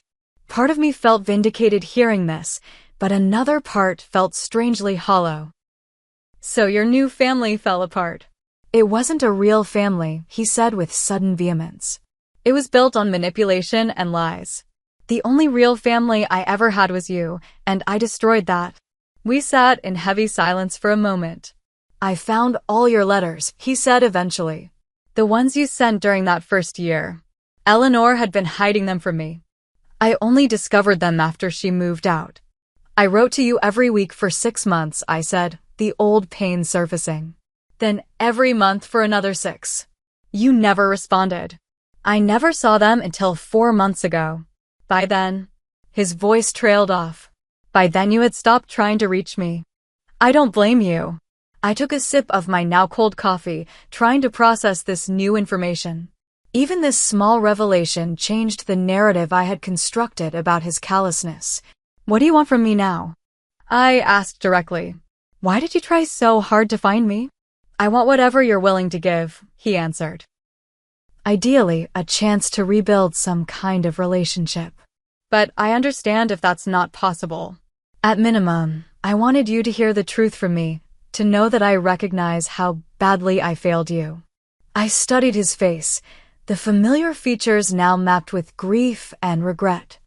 I don't know if I can ever trust you again, I said honestly. You were the one person I thought would never betray me. I know, he whispered, his voice breaking. And I will regret that until my dying day. If, and it's a big if, we were to have any kind of relationship moving forward, there would have to be boundaries, I said, falling back on the script I had prepared with Dr. Wilson. I'm not moving back. My life is in Boston now, with Daniel. Daniel? His expression brightened slightly. You're still together? Yes. For 4 years now. He was there for me when you weren't. He nodded, accepting the rebuke. I'm glad you had someone. Any relationship between us would start small, I continued. Phone calls, maybe occasional visits. No holidays yet. I've built new traditions that I'm not ready to disrupt. Anything you're comfortable with, he agreed quickly. I don't deserve a second chance, Cassie. I know that. But if you're willing to give me one, I promise I won't waste it. As our difficult conversation continued, I realized that while I might eventually forgive my father, our relationship could never be what it once was. Too much had happened. Too much trust had been broken. Yet a tiny part of me, the little girl who had adored her father, was relieved to see genuine remorse in his eyes. When we finally parted 2 hours later, I allowed him to hug me briefly. His familiar scent brought back a flood of memories, both good and painful. "Thank you for meeting me," he said as we stood on the sidewalk outside. "Can I call you next week?" I nodded, not trusting myself to speak. As I watched him walk to his car, shoulders hunched against an emotional weight I couldn't fully comprehend, I felt something shift inside me. Not forgiveness exactly, but perhaps the first step toward it. Daniel was waiting for me at the bookstore, his face anxious. "How did it go?" he asked, wrapping an arm around me. "About as well as it could," I replied, leaning into his strength. "It's a start." As we drove back to Boston, I gazed out the window at the passing landscape. The father I had known and trusted was gone forever. In his place was a broken man seeking redemption. Whether I could or should give him that redemption remained to be seen. 6 months passed after my first meeting with my father. True to his word, he respected the boundaries I had set. We spoke on the phone every other week, conversations that started awkwardly but gradually became easier as we established a new rhythm to our relationship. During this time, my career continued to flourish. I was promoted to senior account director, managing our office's largest clients. Daniel and I had settled comfortably into our life in Boston, our relationship stronger for having weathered the storms of my family drama. On a crisp October evening, Daniel proposed during a sunset sail on the Charles River. "You're the strongest person I've ever known," he said as he knelt before me, ring in hand. "And I want to spend the rest of my life by your side." Through happy tears, I accepted. That night, after calling Ella and Aunt Marie with our news, I faced the question of whether to tell my father. After some consideration, I dialed his number. "Dad, I have some news. Daniel and I are engaged." His joy was genuine, though tempered with the awareness of our fragile reconciliation. "Congredy Bear, that's wonderful. He's a good man who stood by you when I didn't. I couldn't ask for a better person for my daughter." When he tentatively asked about his role in the wedding, I was honest. "I don't know yet. We're planning a small ceremony next spring. I need time to figure out if I'm comfortable having you walk me down the aisle." "I understand," he said, disappointment evident but acceptance prevailing. "Whatever you decide, I'll support you." Planning the wedding brought unexpected emotional challenges. Traditional father-daughter elements like the aisle walk and the dance highlighted the complicated nature of our relationship. After much soul-searching and several sessions with Dr. Wilson, I decided to have Aunt Marie walk me down the aisle instead. "He's trying, Cassie," Aunt Marie said when I told her my decision. "But I understand why you need more time. And I'd be honored to walk with you." When I called to tell my father, his response surprised me. "I respect your decision," he said, his voice steady despite the obvious hurt. "The most important thing is that your day is everything you want it to be." I'm grateful just to be invited. His gracious acceptance of my boundaries demonstrated a growth I hadn't expected. The father I knew before would have been wounded and defensive. This new version of him was learning to put my needs before his ego.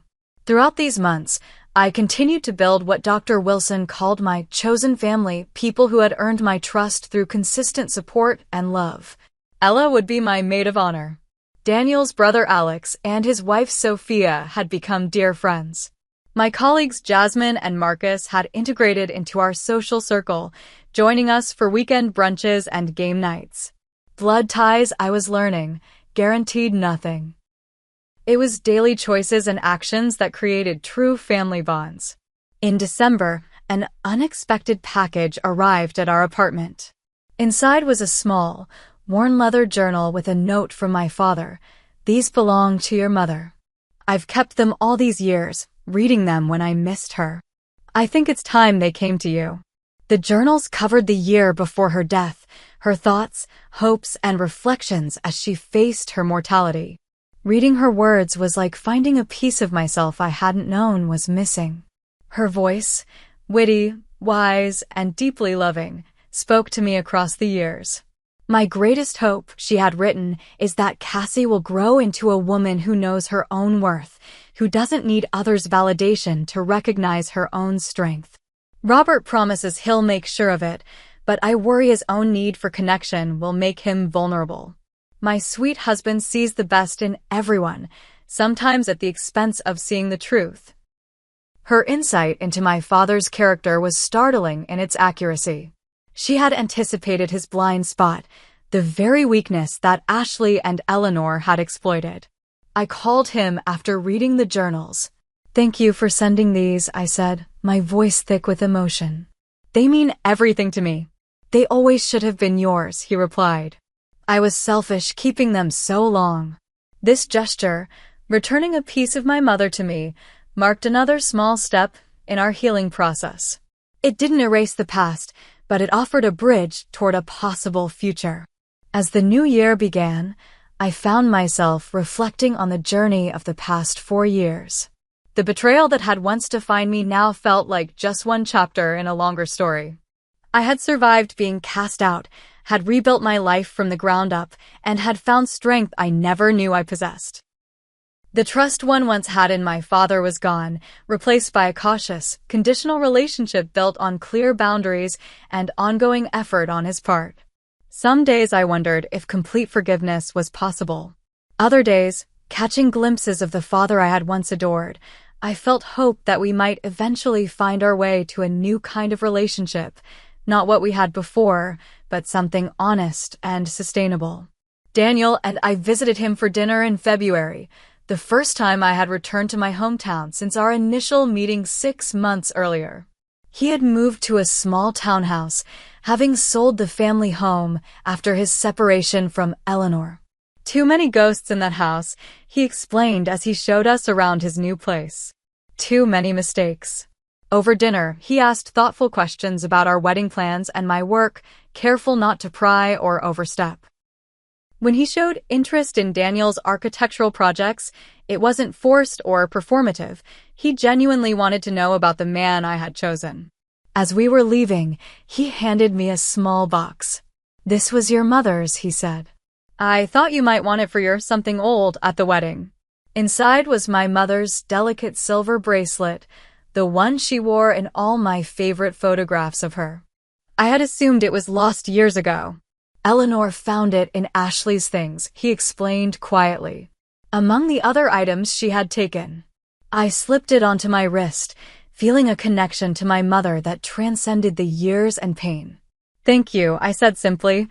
In that moment, watching my father and my fiancé standing together on the porch, I realized a fundamental truth. Family isn't defined by unconditional acceptance of harmful behavior. Real love includes accountability, repair, and growth. My father had failed me catastrophically, but in his efforts to make amends, not through grand gestures, but through consistent respect for my boundaries and acknowledgement of the harm done, I saw the possibility of a new kind of relationship. Not based on blind trust or obligation, but on mutual respect and honest communication. As Daniel and I drove back to Boston that night, I found myself reflecting on the wisdom I had gained through this painful journey. I had learned that self-worth must come from within, not from others' validation. That family can be both born and chosen. That forgiveness doesn't require forgetting or pretending the harm never happened. Most importantly, I had learned that while blood ties create biological connections, it's our actions, day after day, year after year, that truly define family. My father had broken that sacred bond, but through consistent effort and genuine remorse, he was slowly earning a place in my new life, not as the unquestioned authority of my childhood, but as a flawed human being working to be worthy of a second chance. "I've realized something," I told Daniel as we crossed the state line back into Massachusetts. "Sometimes the family we choose sees us more clearly than the family we're born into." My worth was never tied to my father's belief in me. It was always within me, waiting to be recognized. Daniel squeezed my hand, understanding the significance of this realization. "You found your strength in the darkest moment." That's the Cassie I fell in love with. As we continued toward Boston, toward home, I felt a sense of peace that had eluded me for years. The path forward wasn't perfectly clear, but I was no longer defined by what had been taken from me. Instead, I was shaped by what I had built from the ashes. A life of integrity, love, and hard-won wisdom. Have you ever had to rebuild your life after a family betrayal? I'd love to hear your experiences in the comments below. Sometimes knowing we're not alone in these painful journeys can be the most healing thing of all. If this story resonated with you, please like and subscribe to hear more stories of resilience and healing. And if you know someone struggling with family estrangement, consider sharing this video. It might help them feel less alone. Thank you for listening to my story, and remember, your worth is never determined by those who fail to see it.